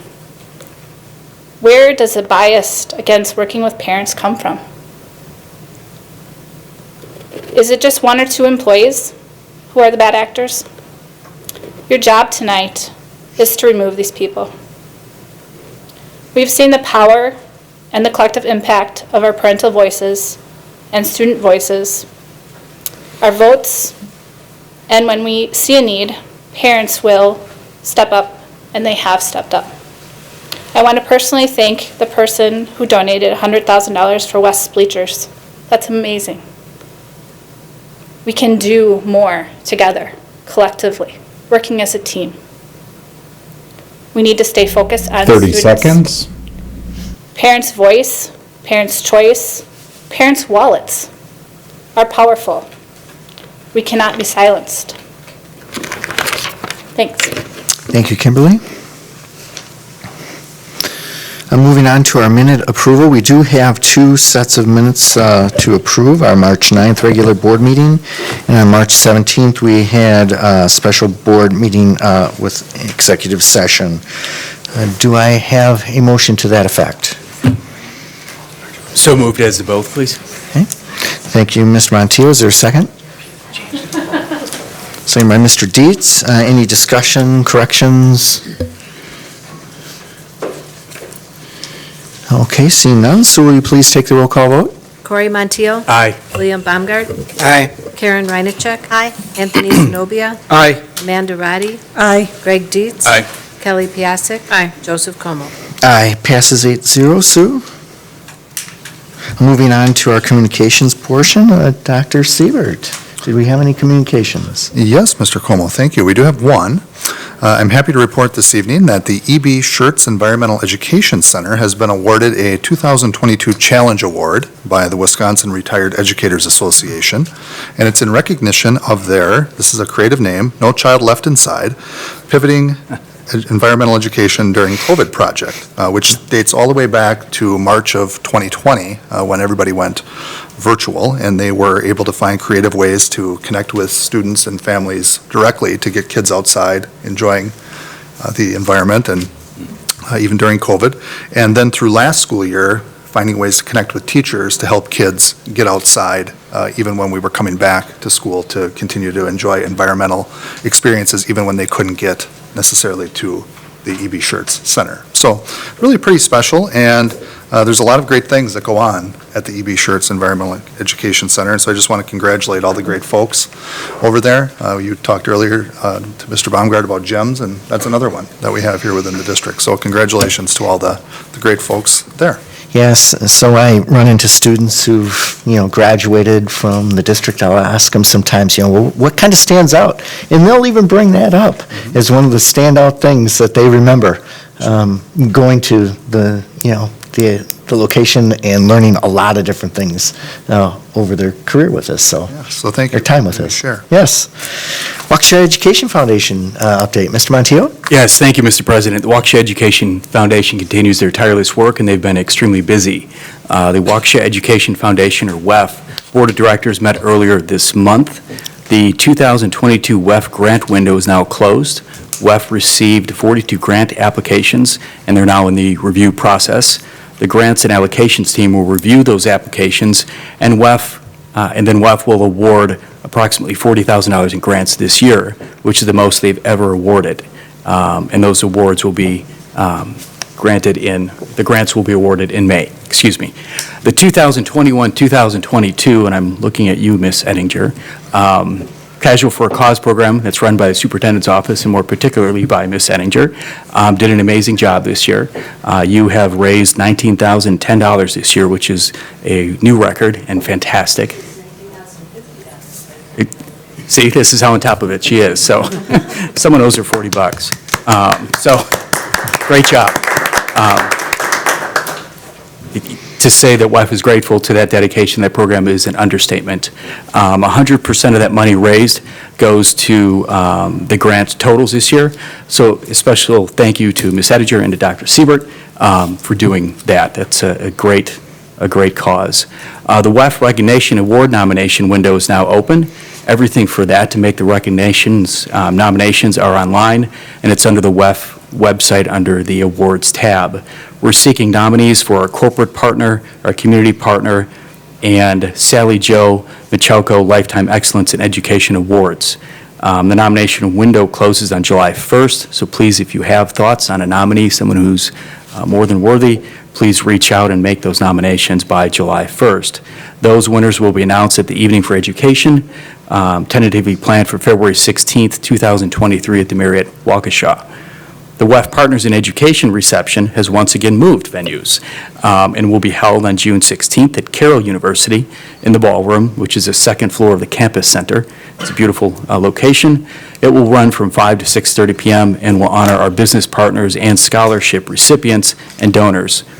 WEF has a record-breaking $4,850 in scholarships this year between endowed and pass-through funds. That is a gigantic amount and a testament to the amount of work that the WEF members do. Board of Education members are welcomed and highly welcomed to encouraged to attend. We'd love to have you there. Please RSVP by May 27th. The 16th annual golf outing will take place on August 4th, 2022 at Ironwood Golf Club in Sussex. Golfer registration will open next week. It should be around April 15th, this week. And we have some sponsorships positions left. Please check out the WEF website under the Golf tab for more information, or contact any board member or Lynette Kelmage, and she can point you in the right direction. Sponsors shipped since January have been fantastic. We've had $27,500 in sponsorship renewals, and we have 4 more annual sponsors recommit this month. Inuo upgraded from platinum to gold. They're now our second platinum sponsor at $5,000 a year. Prolec /GE, formerly SPX, renewed at gold. And Edward Jones, specifically Chip Tinder, renewed at silver, and First Student renewed at silver. So thank you to those continued annual sponsors. Their support is greatly appreciated. I do also want to point out finally that WEF is celebrating 20 years of supporting teachers and students in 2022, and WEF's goal is to secure 20 new annual sponsors. So please reach out if you're able to sponsor, or if you know anybody that can help, please reach out on the website or contact Lynette or any other board members. And that concludes my report. Thank you. Yeah, thank you, Corey. I appreciate that much, and I appreciate you pointing out the efforts of Sue. When I was on the Waukesha Education Foundation Board about 10 years or so ago, we didn't have sponsors. We didn't have some of the efforts of, some of the ideas Sue has had, and we were struggling at times to get $15,000 to maybe $17,000 worth of grants allocated each year, and that's more than doubled now. Lynette coming on too is a real big help, having someone who's a professional administrator. So there have been some really big changes that WEF has made over the last few years, and they're paying off. And so I appreciate the highlights there. Thank you. And thank you to Sue and Lynette and the sponsors and everyone. Sorry, it got a little out of hand there. Got excited. Moving on to our charter school and program report given by Mr. Baumgart. Thank you. I'm going to just add a little bit on to the environmental program, because I was so glad when you reported on that. I didn't know what was happening. And if you'll remember, I took one of those days out last September, October to visit there and see what really goes on. And I encourage board members and staff members to get over there and find out what goes on at the Environmental Center, because it is really wonderful. Yet it's not always observed. So take the time and get over there. Thank you. And similarly, I'm going to be talking just briefly on one subject, and that's a program at Whittier Elementary School. Last Friday the 8th, Whittier held a career fair for their older kids, which in that vein is the 5th and 6th, or 4th and 5th graders, so not real old. They chose each of the kids got to choose 4 careers that they had some interest in. Then in small groups, they spent about 1/2 hour with each of the leaders of that particular career. Some of the examples that came up were asking about what mayors do, which was kind of fun to watch. There was an interesting side note to that one. I was kind of an usher that afternoon. Were you doing that too? Yeah, I thought Amanda was there too. And I got in there before Sean Riley got there, and I was just walking around with the kids, and one of the girls said, "I'm scared." And I thought, "What?" She says, "Yeah, I'm scared." She didn't know what a mayor did, and she thought maybe this was serious business. But I assured her that she's quite all right, that Mr. O'Reilly's a good guy. And she got along fine, actually was involved with asking questions. So, what do mayors do? One of them came up with that, or a couple of them came up with that. Another element was on the fire department people. What is it like being a fireman or a woman? What are some of the really weird things you've encountered? You know you would get a question like that on the kids, right? What does a chef do? How do I become a chef? So, quite simply, those kids were really involved in what was going on. Once they settled down a little bit, took a little while to get them settled down, but because they were moving from one place to another. It was so encouraging to see the kids interested in careers. You know, it's not like they're going to be taking their career out now, but they were getting questions about what is it like to do that, and maybe some of that will register. Some of them were pretty specific, and a lot of them, of course, are still searching, which you would expect at that grade. But a very positive session. We had a good level of interest, a lot of reactions, and a good day. That's all I have to report tonight. Thank you. Moving on to our consent agenda. Mr. Clark, did we have any gifts to report on? Yes, we do. We have several. North High School received a donation of $1,500 from Best Electric to purchase safety equipment and to be used towards a camera system that will allow families to watch games on a live stream. The MAID program received $3,500 from Metal Era and $3,000 from Delzer Lithograph, funds to be used to update, repair, or purchase new equipment for project supplies. Higher Elementary received $750 from Waukesha State Bank for T-shirts for all students participating in the Waukesha Sings Festival. Higher also received $500 from Ma Durga Foods, Inc., Exxon Mobil Education Alliance Program, to be used to purchase classroom instructional materials. The district received $750 from SPX Prolec GE Waukesha to be used for Project Lead the Way programming at the high school level. And lastly, Les Paul Middle School received $4,851.50 from Northwestern Mutual Matching Funds from Paul and Kathleen Oman. These funds are to be used for math, science, and technology integration in the classrooms. Yeah, thank you. Thank you for those donations. You get a great report to do every month on this. I think it makes up for my other reports. It's really. Yeah. Thank you, everyone, for those gifts.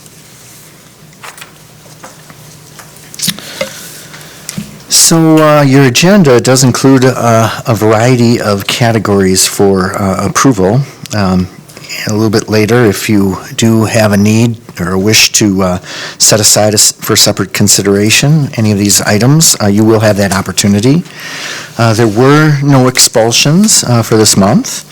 And this with respect to our policies and bylaws, included in your packet for the consent agenda were items on March 15th, 2022 from the Policy Committee meeting. Policy 100, definitions.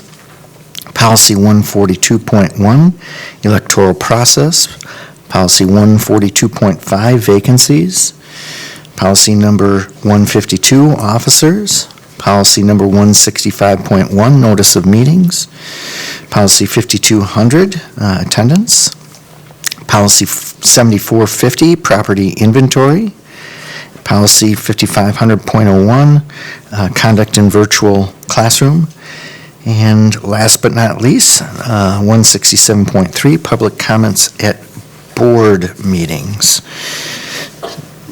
These were all addressed at our March 15th meeting and passed unanimously, so okay. Nothing particularly exciting in there. The newest one was the conduct in virtual classroom, where we had to be able to measure some of the things when you're doing it electronically rather than, we didn't have anything for that. It was always in the classroom type stuff. So that's all, that was just some additions, and the rest of it has been covered. Okay.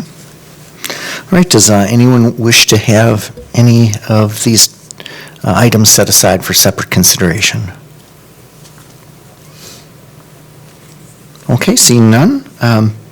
Ms. Roddy, will you please present the consent agenda for approval? Yes, Mr. President. Early this evening, the Human Resource and Compensation Committee approved of 17 resignations and 866 new and continuing contracts. This information was provided in your packet, and an addendum was placed at your desk. I move that the consent agenda be approved as amended. Is there a second to that? Second by Mr. Baumgart. Discussion? Okay, Sue, please take the roll call vote. Greg Dietz. Aye. Karen Reinacek. Aye. Corey Montiel. Aye. Kelly Piasek. Aye. William Baumgart. Aye. Anthony Zenobia. Aye. Amanda Roddy. Aye. Joseph Como. Aye, passes 8-0. Sue? Thank you, Amanda. Moving on to the superintendent's report, Dr. Siebert. All right, thank you, Mr. Como. 3 items for the board this evening. The first one, each month going forward here, I'll provide some high-level comments on the great work that's been happening as we work to merge Whittier and Hadfield for next school year. So you saw Mr. Elliott tonight. He and Mrs. Hart have been outstanding leaders throughout this process, and they work together very, very well. They are meeting each week for 4 hours to plan together, and our cabinet meets with them then every other week for support and planning as well. They've already begun a pen pal program between the students in the 2 schools to get to know each other. And they already have some events planned where the kids are going to get together here in April yet, as well as a field day together that they're going to do in June. Not next week, but the week after, the week of April 25th, they're going to have a combined bingo and spaghetti dinner night at Whittier. And they're also going to have that week an open house and scavenger hunt at Hadfield to allow families and kids to get back and forth. There will be a staff connection event that they're planning in May, and they have also got some professional development that's being planned for the staff for this summer. The PTOs have already been working together, and they are working to merge, and the staffing plan for the school is coming together nicely as well, so we're excited about that. And Mike and Brandy are going to meet again tomorrow morning to keep moving forward together, and I just want you to know that we really have every confidence that this is going to be successful. They're incredible people, and we really appreciate your support of the merger. Second, I just wanted to say I had my first experience with what we call our principal quarterlies. We haven't done them since I've been here because of COVID and other factors, but those are opportunities where the principals come together in groups of 4, or in one case 5, spend about a half hour talking about the intentional work that they are doing, that their SAIL teams are doing, that their teachers and staff are doing every day around school improvement and their school goals. It's very impactful, and it's really been neat to see the intentionality that they have, the passion that they have. And you combine that with the cabinet visits that we have been able to do last fall, but now we've also been able to add a spring session, so we've just started those again.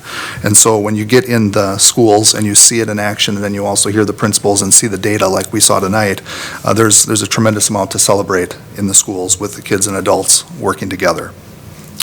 And then speaking of celebrations, that item is my third one for this evening, in that today we had people from all over the country, 15 visitors from the National Avid Center, and they visited Butler and North. They came to Waukesha specifically, like I said, from all over the country to observe the work we are doing with multilingual students. And there's only a few districts nationwide who do this work, with us being the only one in Wisconsin. So we certainly want to thank Dee Garcia, Yasmin Duran, and Amanda Wagner as we have that very long-term vision for Avid Excel that includes being a nationally recognized program. Avid Excel is a branch of the Avid system that specifically focuses on English language learners to help accelerate academic language acquisition. And the Avid Excel course is taken in the middle school and targets critical reading skills as well as academic vocabulary development. Students in Avid Excel also participate in scholar groups with tutors twice a week, similar to the tutorials that take place in the Avid elective at the high school level. And adequately supporting our emergent, multilingual students in elementary and middle school is so important so that when they enter high school, students have the language skills that will enable them to succeed in rigorous coursework. This opens the doors for college, career, and life-ready opportunities that are truly limitless.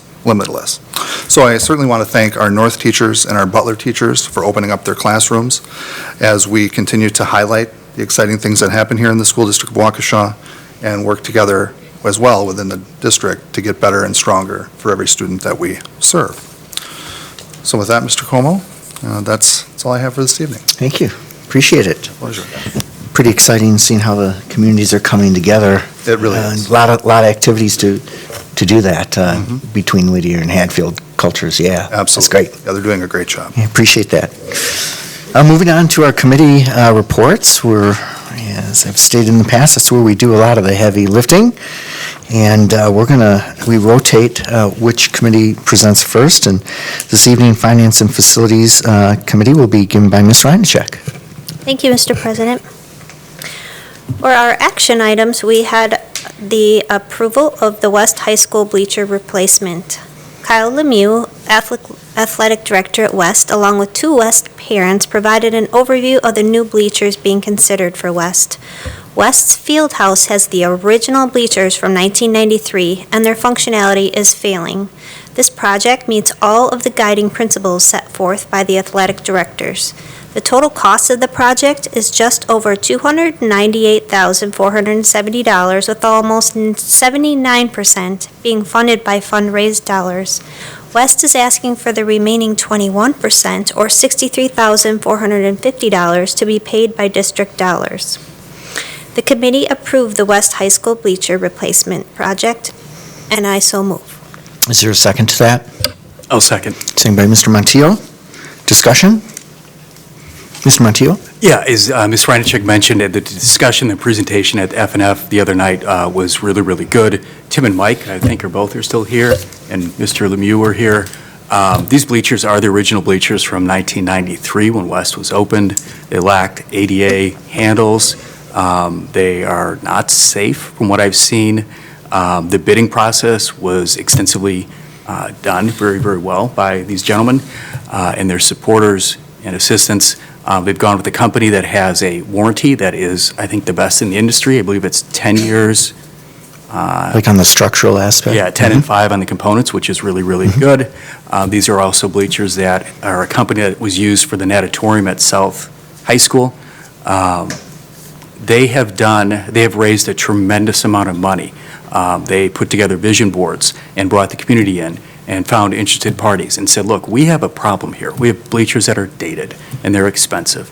And in this budget climate, they found a solution, and they're asking for a little bit of help from the district. I know times are tough. We're looking at constraints and other issues of other areas, but this is a thing that will need to be replaced, these bleachers, sooner than later, probably much sooner than later. And if we have administrators and families and alumni and community members that are willing to put up this amount of money, for me, it's a no-brainer. It not only helps the district solve a problem, but it sets an example for our students on how, when people work together, they can solve apparently unsolvable problems. So I support it. I encourage other board members to support it.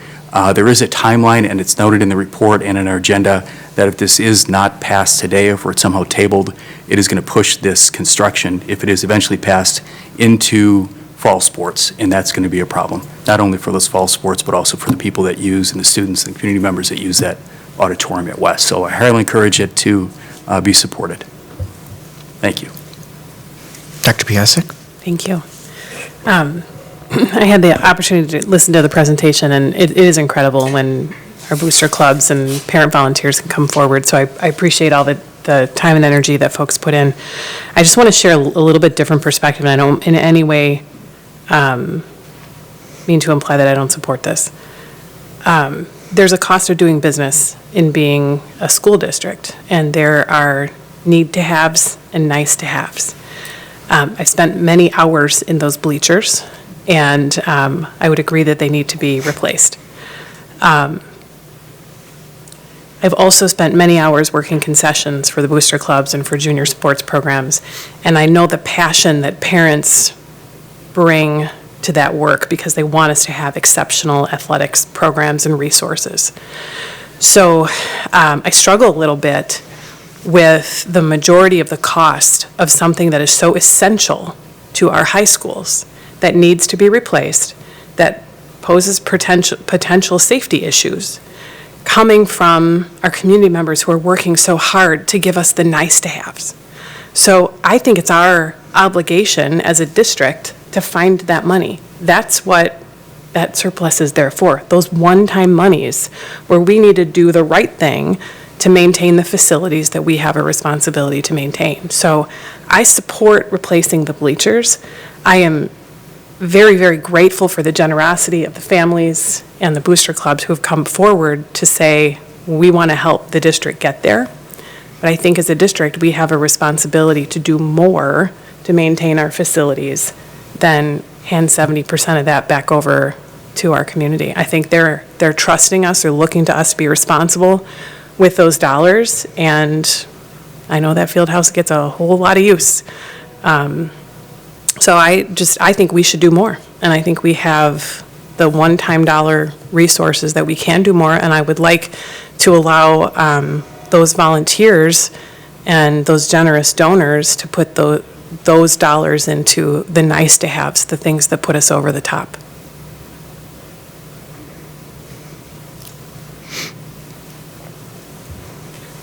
Can we do more as a district for that project? Mr. Baumgart? I just have a question. Could you repeat the numbers we're talking about, Karen? Yes.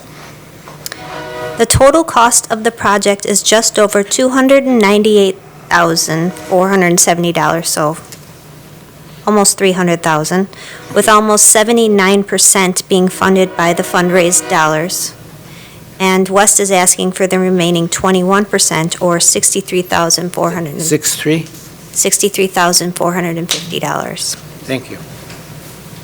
I just wanted to know what numbers we're talking about.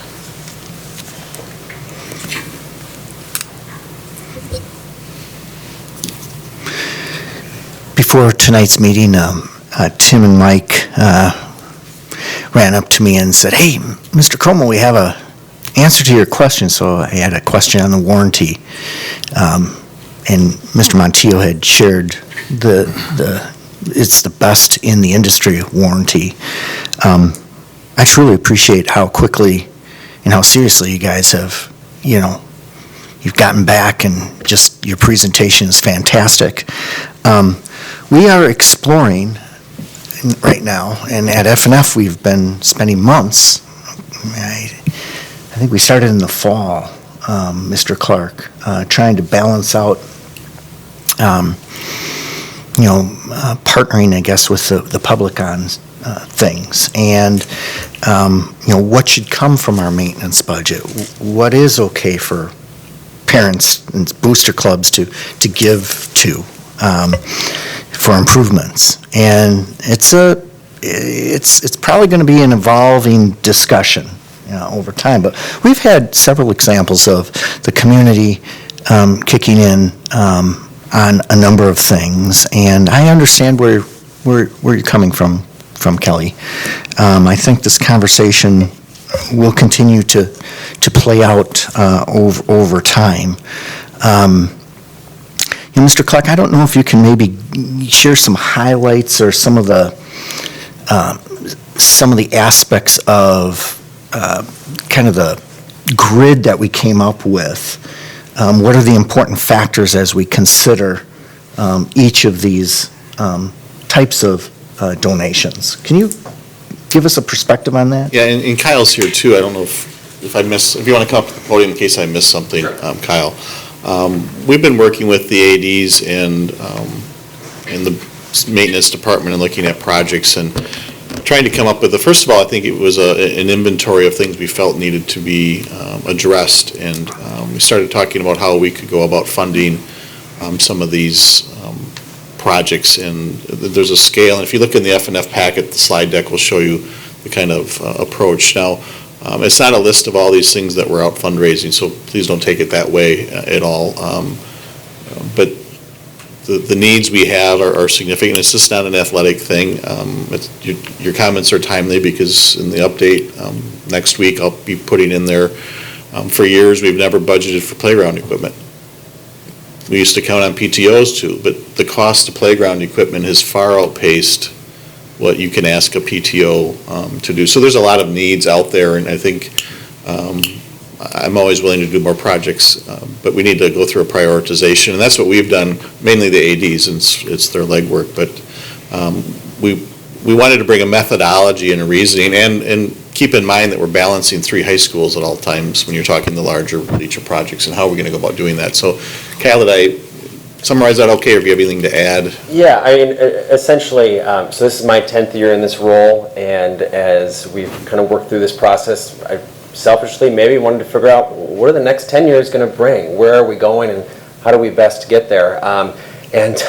Maybe contrary to what a lot of people, like Brian and Dan and I, we really like each other. We really like working together. We like the idea of one Waukesha and moving things through, and I fully acknowledge that if there's only good things happening on one side of town and not the other, that will pose issues. And so we know that, so we started to come together and say, where is our list of hopes and dreams, and then start to differentiate into where are the needs versus the wants, the have-to-haves versus maybe some of those luxuries, and then being able to set those along course with our guiding principles of what should steer this decision-making. Why should Project A come before Project B? And so this bleacher project is a great example where we set 5 guiding principles. It checked all 5, so it moved its way up the list. There's certainly other projects we're excited about, and I think we'd be really motivated to get some of our parents and community groups behind, but I think, and I've said this at F&F, when we can have a plan that's detailed and cast a clear and compelling vision of where we're at now and where we're going, we can rally that support. And so that's something that I'm excited to continue to steer, but for the sake of this project and this work, it is a significant amount that Wes is bringing forward, but I also think that that's a great thing because this creates a win. And I've seen in my time at West, our ability to create wins builds momentum, and then we can make that plan even greater. So I'm excited for what this will bring. Yeah, and one other thing, some people will say, well, of course it's West, right? But we're having similar conversations about the bleachers in South Fieldhouse. That's a much larger project with, what's the scope and what do you want to do? And ultimately, I look at these opportunities. There was several donations at West of people looking to do that. And at 80% off the price, I see great value that I feel obligated to bring to this board and have you go through that point. But I do think there's a growing list of things, and I would agree with you, Kelly, that we need to take on playground equipment. It's just fun because it's been a hot topic lately. But what's the system of doing that, and how soon can we get to some of these projects would be the question. Other questions or comments? Mr. Baumgart? My short term on this, just this little bit of understanding is, we've got 70, what was it, 80%, 79% contribution, or contributions, plural, available at West, and 21 to pay. And I don't think we would be able to meet that at South. If we were doing the same thing at South, would we come out that well? It's a work in progress, so I don't want to put a... Yeah. But, and I guess I'm probably disagreeing with paying more than this 21%, just because I don't think we're going to need that money someplace else. Maybe it's on playgrounds, or maybe it's going to be at one of the high schools. I don't think we should contribute additional. I have nothing against West High School, Kyle, you know that. But I'm just leery right now to make that additional contribution so they don't have to use the 79%, unless we could use the 79% elsewhere. I don't know. I'm fine with the 79-21 breakdown right now. That's where I am.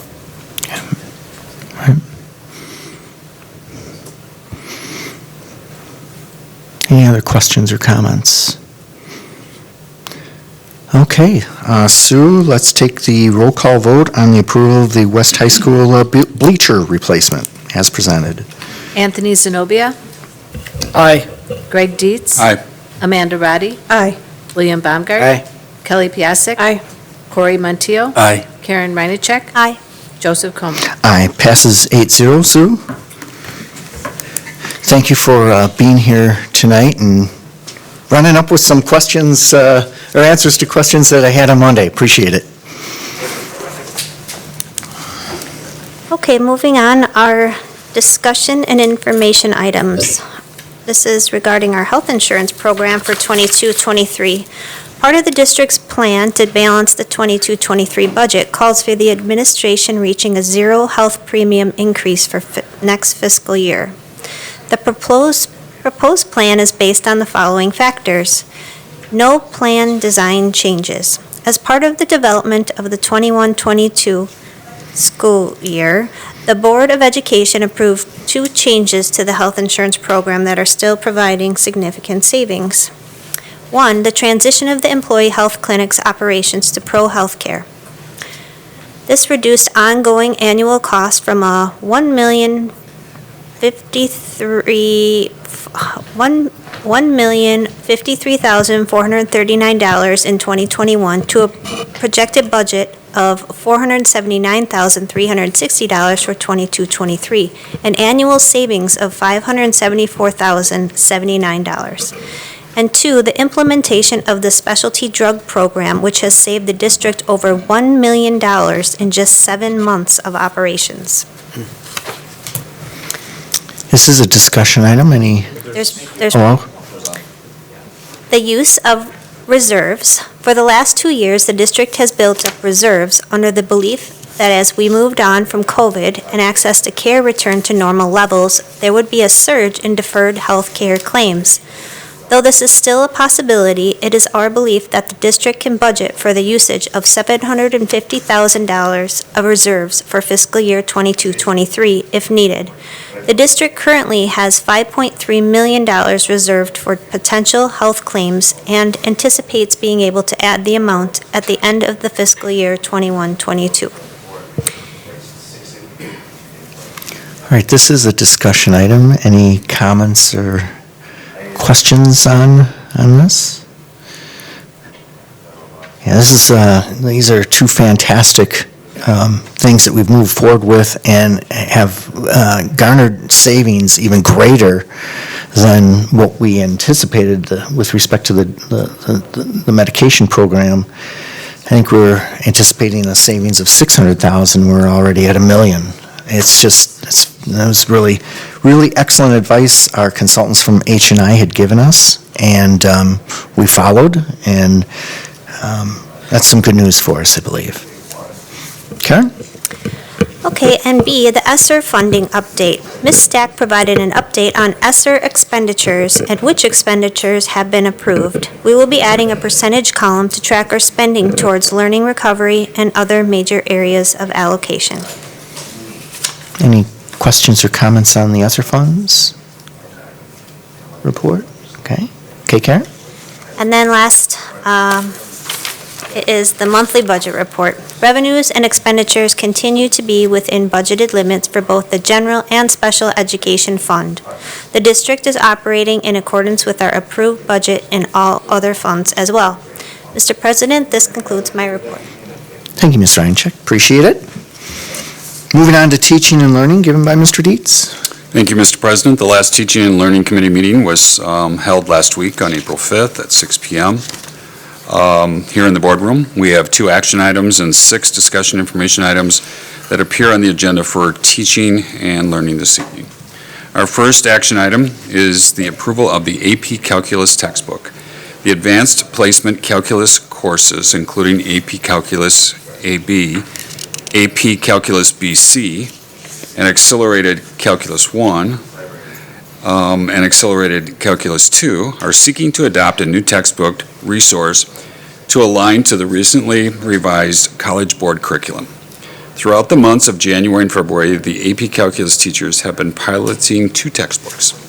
Each is highly recommended by the AP College Board because of its alignment to the curriculum, standards, and the rigorous learning experiences expected at the AP course level. After piloting and soliciting feedback from the teachers and students, the Calculus pilot team is recommending the adoption of the Calculus AP edition, 11th edition, by Larson and Edwards. On a 5-0 vote, the Teaching and Learning Committee approved the AP Calculus textbook as presented. We request board approval, and I so move.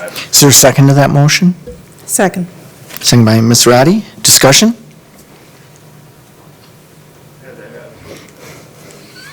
Those were tough books to review. Maybe not for Dr. Piasek. That was just like light reading for her. All right, Sue, please take the roll call vote. Amanda Roddy. Aye. Kelly Piasek. Aye. Corey Montiel. Aye. Anthony Zenobia. Aye. Karen Reinacek. Aye. Greg Dietz. Aye. William Baumgart. Aye. Joseph Como. Aye, passes 8-0. Sue? Greg? Our second action item this evening is the approval of high school social studies course requirement. This item was on the Teaching and Learning Committee agenda for action, but there was no motion made. While that rarely happens, the committee believes that a full board discussion with the potential for action would be appropriate. This has been a topic of discussion since December, and an initial recommendation option has now evolved into 3 options for the board's consideration. An extended and detailed summary, including the options and the detailed view of the economic standards and the graduation requirements from neighboring districts, were included in your board packet this past Friday. Please note that action does not need to occur this evening, and this topic may require additional discussion and action to occur at the committee level. Regardless, the discussion this evening will assist the committee in moving forward on this topic.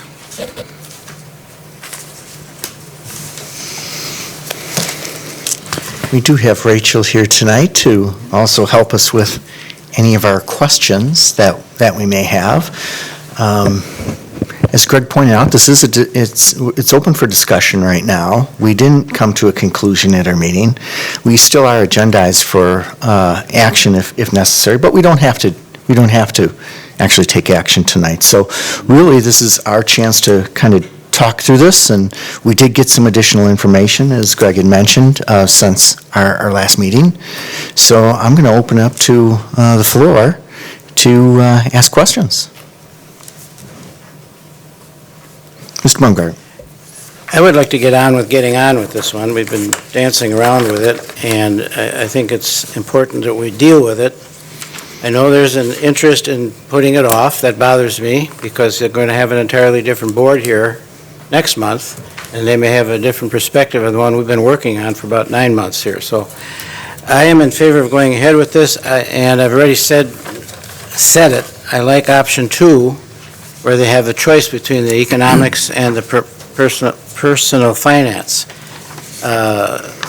It doesn't, we lose a couple $1,000s because of the, I think it's option 1 that where you get that, if we are only doing the personal finance. But I like the opportunity for parents and children to decide on which one they want to go, or if they want to go with both, that's fine, because it's available to them.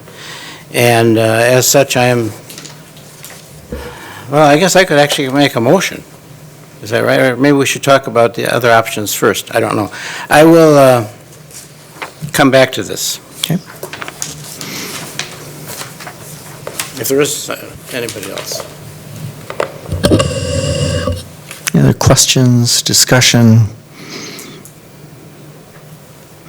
Mr. Montijo.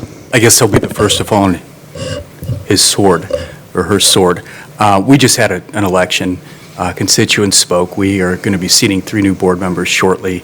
To make a decision of this magnitude that is not on an issue that is an absolute emergency, I don't think is wise, considering those circumstances. And it's not anything against the current board members at all. I have no idea what your positions are on this. I just think to defer to next month to deal with this, to allow for those who have been elected to be able to digest this and have a vote, I think is appropriate. So, that's all. Okay.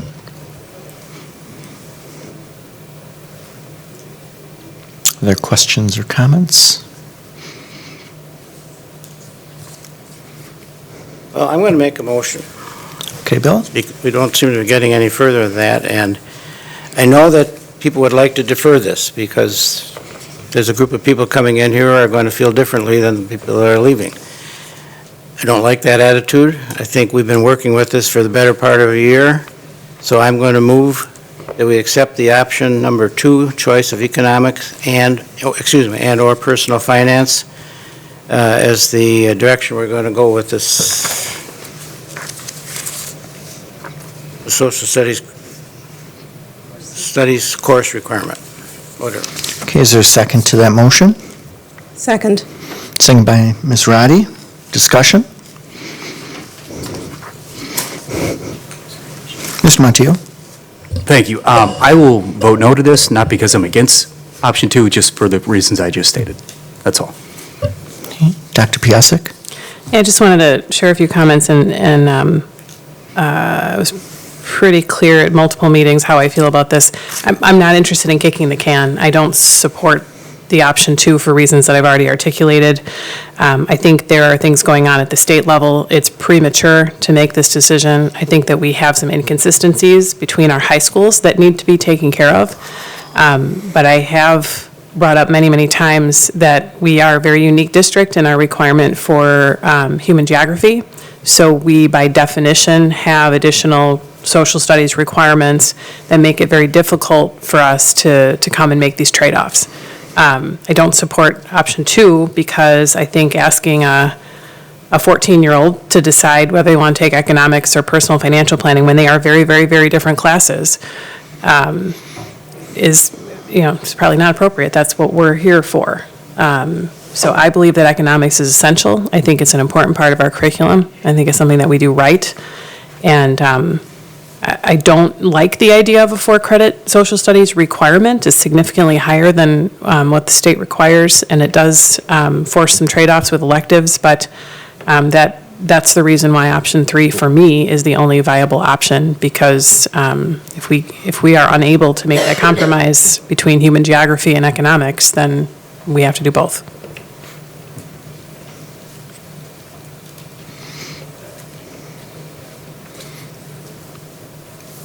Questions, comments? Okay, Sue, please take the roll call vote on option 2 that's before us. Karen Reinacek? No. Amanda Roddy? Aye. Kelly Piasek? No. William Baumgart? Aye. Corey Montijo? No. Anthony Zenobia? No. Greg Dietz? Aye. Joseph Como? No. It does not pass. So we will continue this work at our TNL meeting, because we do have to figure out what we will be doing going forward. So thank you for being here, Rachel. Sorry we didn't get to have any questions asked of you. That's okay. You at Teaching And thank you Learning. for the additional information, Jody and Rachel. You're welcome. Okay, Greg. Okay. 6 discussion information items this evening. Our first discussion information item was the AP Science textbook update. Our access to the current textbooks for AP Physics 1 and 2 and AP Chemistry is expiring at the end of the 2021-2022 school year. In order to be in compliance with the College Board, we must maintain an updated resource. Erica Yoss, our K-12 Science and Environmental Ed Coordinator, and teachers Christine Schaefer and Steve Rampton were at the Teaching and Learning Committee meeting to present the results of the pilot process, including both student and teacher feedback for the recommended AP Chemistry and AP Physics books.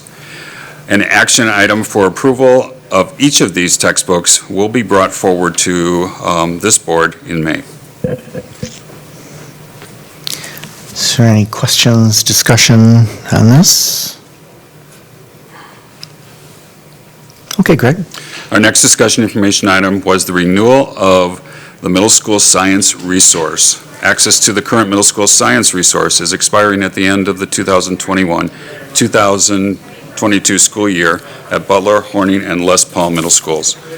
Erica Yoss and teacher Heidi Prescott explained that both teacher and student feedback shows that our current middle school science resource, IQWST, meets our needs and is shown to be very successful. In particular, full digital access, which can be downloaded for use without the internet, and the focus on science literacy are 2 of the key features of this program. This will be brought forward for approval to the board in May. Any questions or comments on this? All right, Greg. Our third discussion information item was a secondary English update. Rachel Herman, Director of Secondary Learning, Dee Garcia, Director of Multilingual and Global Education, Tiara Rogers, Director of Educator Development, and Nancy Ronke, Secondary Literacy Coordinator, highlighted the impetus and the background of the English Language Arts High School Curricular Review process and the need for curricular resources to be aligned with newer grade level standards that the state has presented. The resources being piloted were listed and the timelines and next steps were presented. This is a discussion item also. All right, Greg. Our fourth discussion information item was an update on the elementary writing pilot. Melissa Yao, Director of Elementary Learning, and Dee Garcia, Director of Multilingual and Global Education, were present to share updates on the elementary writing pilot. Details of the resources being piloted along with the timeline were provided. It is expected that the resource to be recommended will be detailed at the May Teaching and Learning Committee meeting, with approval being requested from the board in June. Any discussion on this one? We went into our shy mode, right, Greg? Yeah. Here you go. Yeah. Our next discussion information item was a Bridges Math Pilot Update. Melissa Yao, Director of Elementary Learning, was at the meeting to inform the board members about the upcoming math pilot. The elementary math curriculum will begin the formal and full curriculum review through the curricular design process during the 2022-2023 school year. One request in the merger of Hadfield and Whittier elementary schools was to have a math resource that would support guaranteed curriculum across K through 5 classrooms and vertical alignment. The Hadfield-Whittier merger will begin a year-long and full school K-5 pilot with Bridges in Mathematics as their resource. The elementary math team will be coming to the Teaching and Learning Committee with the formal process to explore multiple resources as an information item, discussion item, and action item during the 2022-2023 school year. Any discussion on Bridges? All right, Greg. Our last discussion information item focused on the Wisconsin Forward exam. primarily on proficiencies, sample test items, and accommodations. Board member Mr. Baumgart requested a review of the Wisconsin Forward Exam. Amy Riebel, our data communication liaison, was present to provide information regarding the design of the exam, the definition of proficiency related to the Forward Exam, and the rigors of the Wisconsin standards, and also the accommodations and supports students can receive as they participate in the Forward Exam. Any discussion on this? Yes, Mr. Baumgart. Only we really haven't figured out how to put together a test for our population that wants to know more about the proficiency losses that we have. You know what I mean? I understand. Any other comments or questions? Mr. Dietz? Thank you, Mr. President. That concludes the Teaching and Learning Committee report this evening. The next meeting will be held on Tuesday, May 3rd at 6 p.m. here in the boardroom. All right, thank you very much. Moving on to government relations, given by Ms. Reinacek. Thank you, Mr. President. The Government Relations Committee met on Wednesday, March 30th. The committee had 4 discussion and information items. Our first discussion and information item was on the debriefing of our February 9th, 2022 legislative elected officials visit to the district. We had 3 individuals join us for a tour of South, Banting, and Horning. Feedback from the legislators and elected officials was positive, and we plan to host 2 of these events per year, spring and fall, going forward. Our second discussion and information item was the debriefing of the WASB Delegate Assembly from late January. Mr. Zenobia was our district delegate, and we appreciated his commitment to representing the board and district. He reported that all 10 resolutions passed at the delegate assembly, and that the past resolutions inform the lobbying efforts of the Wisconsin Association of School Boards on behalf of all public schools in Wisconsin. Our third discussion and information item was an update on the state legislative session, which recently was completed. The committee looked at the bills which passed both the Assembly and the Senate, as well as those that did not reach the governor's desk. The committee also spent time discussing the memorable signing of Assembly Bill 82, the Kyle Lermer bill, at North High School on March 29th. Our fourth discussion and information item was an update on the current federal legislative session. Congress has been active on many fronts. Dr. Siebert will once again represent Waukesha and the state of Wisconsin on Capitol Hill in July to advocate for public education. That concludes my report, Mr. President. The Government Relations Committee meeting next will be held this summer on a date to be determined. We do have all 4 of those are discussion items. Oh, so okay. If anyone wants to, but that's okay. It's okay to go through them all. We can come back. So does anyone want to talk on any of those points? Okay, fantastic. Thank you, Ms. Reinacek. Appreciate it.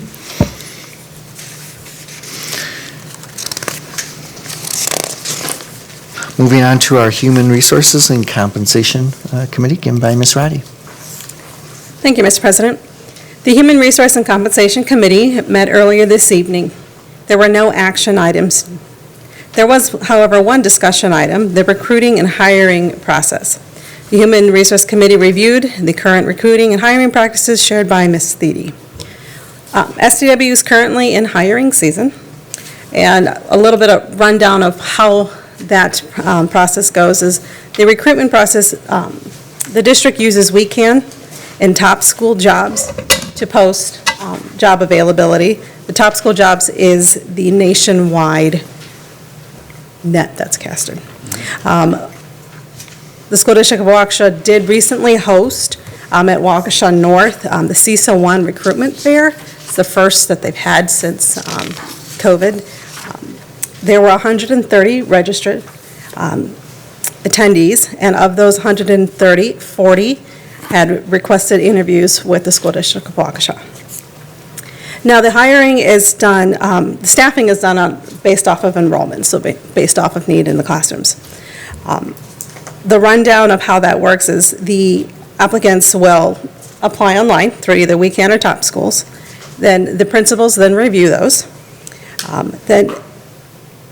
Then there's a screening process online through HireView. After that, interviewees will then be invited in for a face-to-face meeting at the sites that they are interested in working. From that step, then the information is sent over to Ms. Thede here at in the HR department. She reviews all the materials and then invites the folks in for a WebEx meeting for another face-to-face. If that all goes well, then the applicant is given a conditional offer to hire so that they can take care of needs at their current jobs. And if that goes well, then it goes on to the HR agenda for the committee to review and then ultimately for the full board to approve. So that's just a little bit of rundown of how the hiring process works and what's currently being taken place. Aides in our district, it's more of a group interview. That's slightly different process. And then principals, too, are a slightly different process where majority of that work is done here out of Lindholm, depending on the department. They'll work with HR. That is just a general overview of how the hiring process works. Very light. There's much, much more that goes into it, but that's just a bird's eye perspective of it. But that is a discussion item, so if there's any other questions.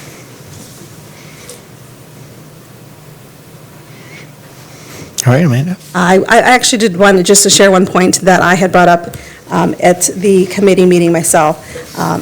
This last year during the the WASB conference. I had attended many sessions regarding hiring. We're all talking about hiring, and not just in Waukesha, but across the state, across the nation. And so I had asked Mrs. Thede about I had asked her to put this on our agenda to find out just a little bit more of what applicants are looking for from us as a district. And one of the concerns that I had was our diversity, action plan. The district doesn't necessarily have a specific one in place, but I think it's something that the board in the future definitely needs to consider. There is research that proves that the students that have teachers that, for lack of a better term, look like them, helps the students to connect, and it's an important piece. And while we here believe that we are a welcoming district, which I do believe that we are, that's not always perceived on the outside.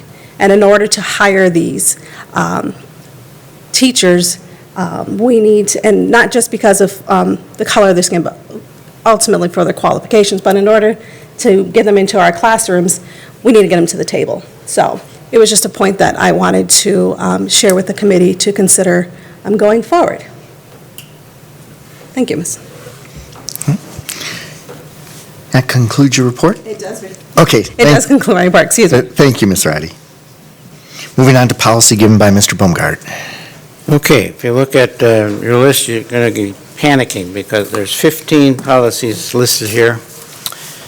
And I'm not going to tell you about any of them unless you really want to know, because quite simply, these were technical corrections or technical revisions that we had to make. Simple things, in many cases, just changing a word that was supposed to be changed or listing a statute at the bottom of it, of the listed one. You have these available, and will be available to you in the books. Lost my word. Board docs? Yeah, that one. So, again, there is nothing of particular interest in here. If you have a question on one, they're pretty boring. Okay, that's it. That's my report. Fair enough. This is a discussion item. Does anyone have any comments or questions? Item, but it says discussion too. Sure. Anything that you want to have go towards Anybody else? policy in the future? Good. That's it. All right. That's my report. Okay. Oh, we do have a committee meeting next Tuesday at 6 o'clock. Okay, thank you, Mr. Baumgart. Moving on to our other business, any recommendations for future board items to be agendized at the board or the committee level.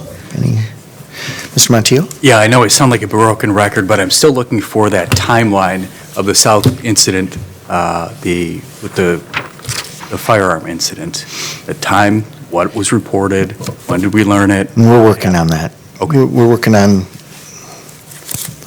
bringing that forth. That I understand. Do we have a broad idea, so I don't have to bring this up every month? I'm not being accused. Well, I think people have gotten used to having a request and then putting it on the agenda the next month. Actually, if you look at our tradition over the course of years, sometimes things take time to fit into the agenda. And I don't know if we can comment on the timing, Dr. Siebert? Next month, you think, or? That was our plan, yeah. We looked at it for this particular month, Mr. Montiel, but with the Oakdale as well as the closed session on wages, we thought that might be too much, so we planned on it for May. Perfect, okay, thank you very much. But we don't have a need for those, but we didn't know that and understand that. We thought we had a need for those closed sessions, so it could have fit into tonight possibly, but It's not a problem. you know, we've had such long meetings, so we're trying to make sure we're balancing things out as best as we can. Yes, sir, no problem, thank you. Oakdale, we don't have a need for, but wages, we were planning on talking about closed session. We still, okay, so that is, we're not quite there yet, but that is D, item D that you're, okay. Any other suggestions for future items to be agendized, or items to be agendized in the future? Okay, well, before, we do have a need to go into closed session, letter D, but thank you, Amanda. Thank you, Greg. Thank you, Bill. We wish you luck. We appreciate all your efforts. Thank you. Thank you. Now it'd be, You don't have to stay for this closed session? well, that's up to I you. feel like we're getting kicked out. So I'd be looking for a motion to move on item one? D. D? I'll move it. I move we adjourn to an executive session per Wisconsin statutes 19.85, parentheses 1, parentheses C, to consider employment, promotion, compensation, or performance evaluation data of any public employee over which the government body has jurisdiction or exercises responsibility, things such as teachers' wages, preliminary notice of non-renewal. Is there a second to that? Second by Mr. Dietz. Oh, and I got... Roll call vote on that, Sue? No, Kelly Piasek. Aye. Corey Montiel. Aye. William Baumgart. Aye. Greg Dietz. Aye. Karen Reinacek. Aye. Amanda Roddy. Aye. Anthony Zenobia. Aye. Joseph Como. Aye, passes 8-0. And, yeah, we'll take a 5-minute quick break. And Jen, you do not, I don't think Jen has to stay, does she? Okay. You can go home and study and get ready for your tests and write your papers. Thank you, everybody. This concludes the open portion of our meeting.